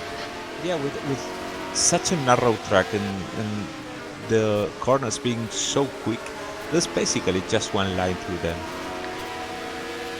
So okay, I'll also have to apologize. The fastest lap meter is not accurate. It just shows Timo Vermeersch doing the fastest lap of 118.2 and all this stuff. I'm sorry, I apologize. This is not accurate because I just reloaded it. I lost all the data. You lost basically all the data. But anyways, and it's still stuttering, but at least it's working. With the image on screen, I think, in our commentary, I think it's easy to follow the race at this point. Yes. Dave Miller and Mark Prax, by the way, are still at it in the back. They will really sleep well today, well exhausted, because they have been really having an incredible race. Yes. In the front, Austin Johnson is still. He's actually coming up behind the battle we're watching right now. Yeah, we're going to see the leader very soon again. I mean, one would have thought that he would be already in Kenya, India, or somewhere else, but no, he's just about to lap everybody. So again, we have Michael Janak very close behind John Team. John Team is much more careful this time. After 2 spins, I think. Yes, he does want to have a third one. Yeah, but I think that he's starting to learn. He's rather new in the league, and he's starting to learn what I was just explaining some time ago, that David Jones is absolutely unfazed by any kind of pressure. Yes. He couldn't care less about it. And let's just see this right now. Oh, okay, it just kind of looked like they were getting a little closer. But then again, it looks like they are pulling away a little bit from Michael Janak. Yeah, that's, like I told you, a bit like a yo-yo. It's a rubber band effect. Mm-hmm. The thing is, I would bet that both Janak and Tim are slightly quicker than David Jones, but they are nowhere near as constant. Yeah, definitely. I mean, and also David knows how to defend. Yeah, and of course, in my opinion, it's also because David doesn't want to risk it. Yeah. He's on a pace that he is very comfortable with. And, well, because he doesn't care about driving with someone else behind him. Oof. Yeah, but look at that. And John hits the... Yeah, John just hit the curb there on the inside. It kind of looked a little bit scary. Yeah, but David places the car so well. I mean, he's just theoretically on his lane and all that, but he moves smoothly from one side to the other. It's not as if he's chopping the other car, but... Oh! Did you see that? Yeah. Was that David Jun just kind of throwing the car into turn 5 there? Jonathan... Is Jonathan right behind them? No, it's Austin. It's Austin Johnson. It's the other March. Because yes. I was caught up with them but no, it's Austin. No, as I said, it's Austin coming up to lap them, but not quite getting close. Oh, Whoa! John hits the wall! John team hits the Oh wall! my goodness, for the third time it happened to him. But Ah, that must have damaged his he car. must have damage. That was a pretty hard hit in comparison to the others. Let's see how he keeps going. Those are not the worst hits for the suspension. When it's sideways, it usually just affects the camber and doesn't bend it completely, but still the car is not going to be as quick as it was. Yeah, definitely. And I think that at this point he has lots of tire wear. We're now watching John team. It's cockpit view. And it's now Oh, Janak! it's now Michel Janak's turn to try to put David Jant, and poor David Jant is in that regard a bit like Oh, John just pulled out. boxing. John just pulled over there to the side to let Austin by. Oh, looking from John's cockpit perspective, he does have a little bit bent suspension. He does have a little of a steering offset of like maybe 2.5 degrees to the right. So that is. David Jant is like a boxing punching ball where they are taking turns to hitting him.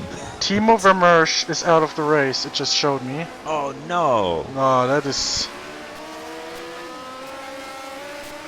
Oh, you can't be serious. How did that happen? Timo Vermeersch. Oh, he just had an accident there. He has lost his front left wheel. Let's just see if I can catch when it happened. Now, he's been sitting in the pits for a long time. Oh, and Peter Labak just joined the chat and told us that it wasn't smooth at all, but he has a son. Congratulations, Peter. That's great news. That is great news indeed. The HSO Congratulations. family is now bigger.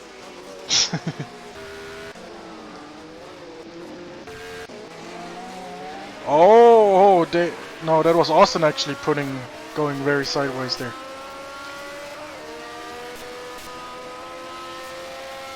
Yeah, if there's a car a march that would fit perfectly Austin Johnson's personality, that'd be Ronnie Peterson.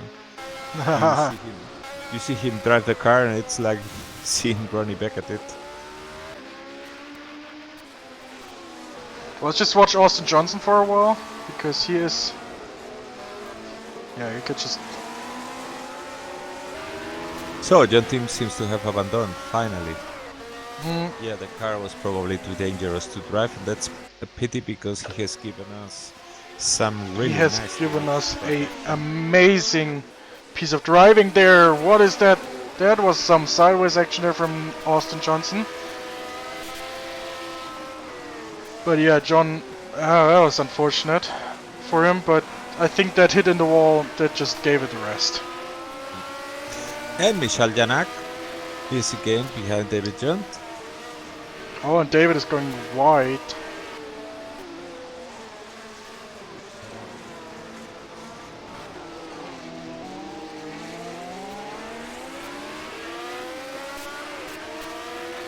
Let's see. I'm not expecting David to make a mistake, but I'm pretty sure at some point something's gonna happen that gives Mikhail the opportunity to get closer.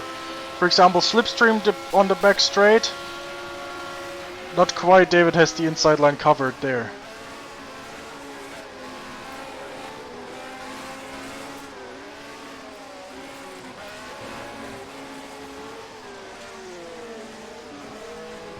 We're now in lap 66, I think. No, 64. Are we in lap 64? I don't know. Yeah, 64. Oh, is Michael Janak out of the race? Oh my god. Oh no. I just saw him there and he had lost he had lost the whole front of his car. I'm just going forward right Watching the replay right now. I'm watching the replay as well, going towards the start-finish line right now. Oh, he just locked up there? Oh, he just locked up completely and just... Oh. Oh, and then he kept... Oh. He I was think... probably a bit surprised by David entering the turn like that. Yes. Well, that's really unfortunate. So that is another car out of the race. How many cars do we have running right now? As I said, I have no idea. That's 8 cars, with Dave Miller being last. At the moment, no, 7, because Michel Janak still counts with 74 laps, but they will be overtaking him. If one more car... That'd be points for everybody. That would be points for everybody, yeah, literally. Yeah, Formula One's version of the happy hour. Basically, yeah. Mark Craggs, who is... Where did Mark start? He must have started way in the back, didn't he? Yes. Yes. As I said, I don't know, but he is caught... He is in 6th place in the McLaren. So he is getting 1 point. If he does not crash, of course. Well, the only thing we can say as of now is that there's going to be much more peace towards the end of the race for everybody, because with the field cleared up like this, there are not going to be many big battles. People are quite... there are sizable gaps between them, so if everybody keeps it on track, they could easily finish in the same position. Indeed. There's another thing that has been... Except maybe in the case of Mark Craggs, Jason White, Dave Miller. They might be a bit closer together. Wait a second, Dave Miller is last, yeah, right. Mark Craggs... Let me check the distance. There's another thing that I need to... Another thing I need to mention. Like 3 to 4 seconds is... Check Jason out White. the distance between Austin Johnson and Juha Boss. If you check out from the... Juha, basic technically, Austin Johnson has already got Juha Boss in his sights. That is incredible.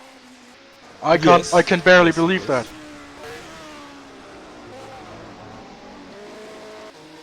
If he had 20 laps more, he would be lapping himself, so... We're just gonna take a quick look at Austin Johnson. There's Juha Boss going over the ridge. Or going over the crest there. It is... Yes, he is. It is not out of the bounds of possibility that Austin Johnson is actually going to put a lap on the whole field. It's incredible. There's still 11 laps to go. Hmm.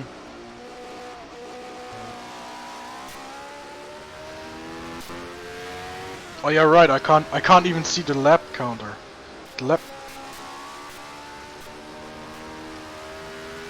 The lap counter is frozen for me, so I have no idea when the race is going to finish. In what lap are we even? That's lap 75 right now. Sorry. Okay. Well, oh, Austin is going sideways. Well, it's stuck at 64 for me. Actually, lap 77 for Austin. Sorry, because I was watching a different car. So the leader is in lap 77. That And will when be he Austin Johnson. crosses yes, when he crosses the finish line. When he crosses the finish line, it'll be 3 laps to go. No, Austin is in lap 79. Sorry, I was watching the other march. He's It's a bit confusing. Where is he? 79 already. 79, yes. He's in the second to last lap. Yes. So basically, please ignore the lap counter on the top left. It is not accurate. It was when I had to reconnect. So basically, we're now in the last lap, almost close to the last lap, and now the question is Juha Boss going to get himself lapped, just so that he doesn't have to drive another lap? I don't know. I would do that, honestly. Austin gets now, I believe, the white flag. And He this is- is his last lap. In the last lap of competition at this Grand Prix.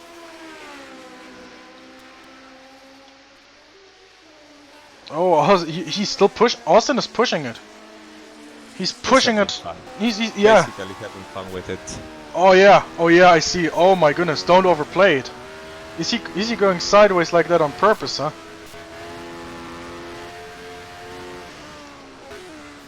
Oh boy, I can just.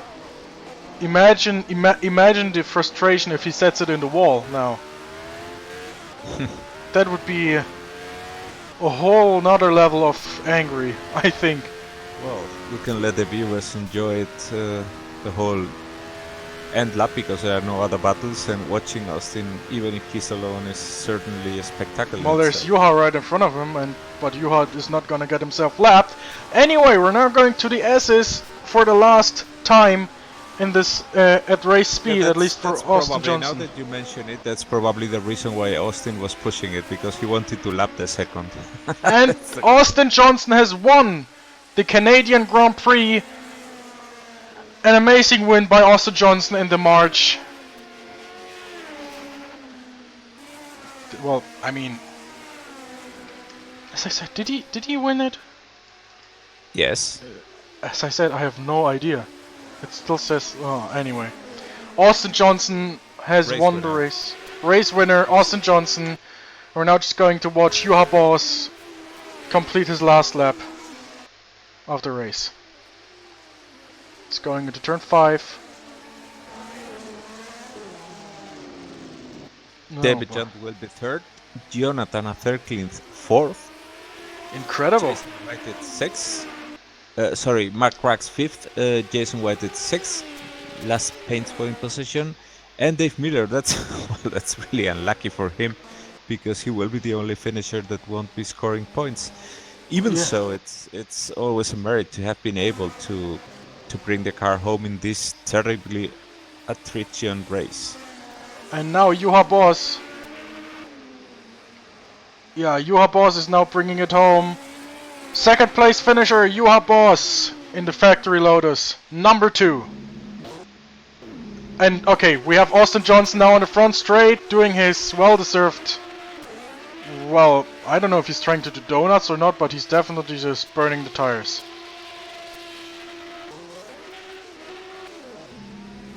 And Juha also doing his little donut there. I mean, why not? Also, congratulations to Mr. David Junt from Switzerland for 3rd place with the March. 4th place, another March, that is Jonathan Asselklinth. 5th place, Mark Craggs. Very nice performance.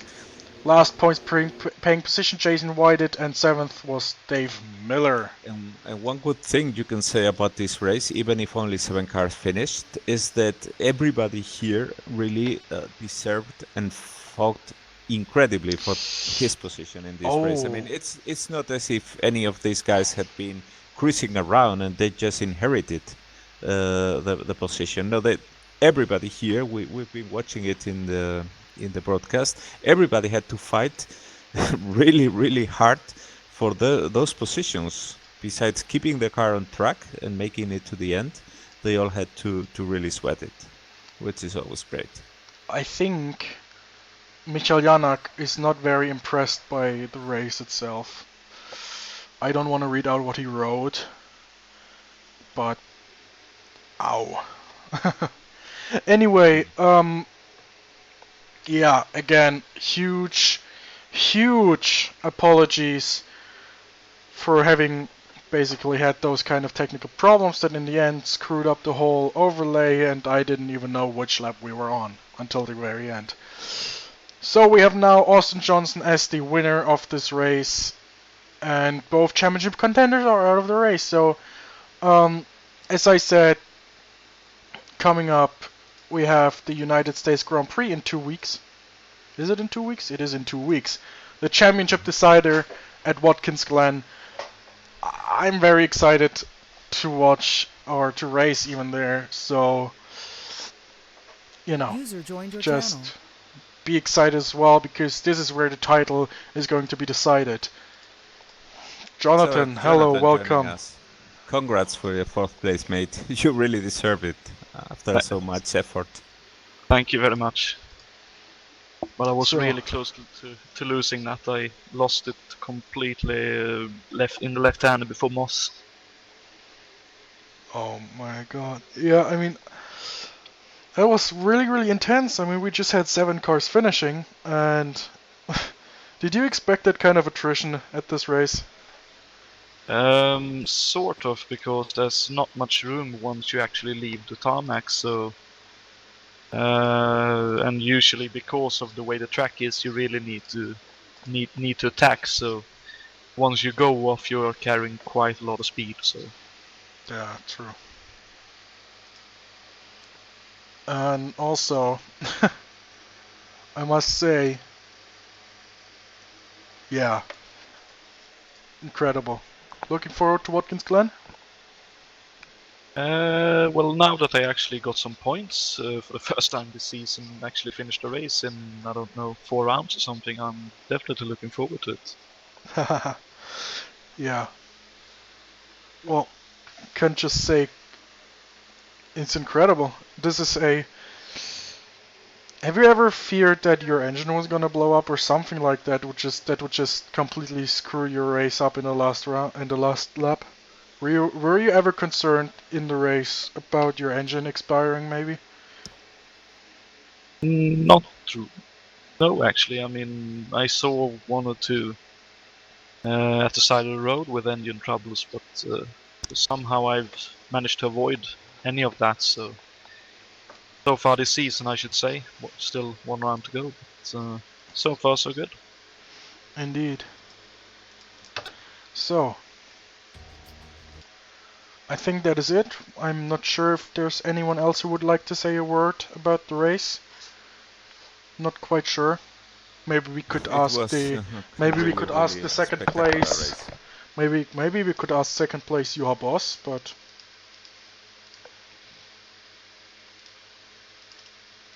I'm not sure about that. However, I would like to say thank you to everybody who watched this very, I would say, unusual race. Second to last round of the Formula 1 1971 Championship, sanctioned by HSO. Look forward to in 2 weeks Watkins Glen again. So, yeah. Simply put, so long from Mosport. Goodbye, good night. Thank you very much.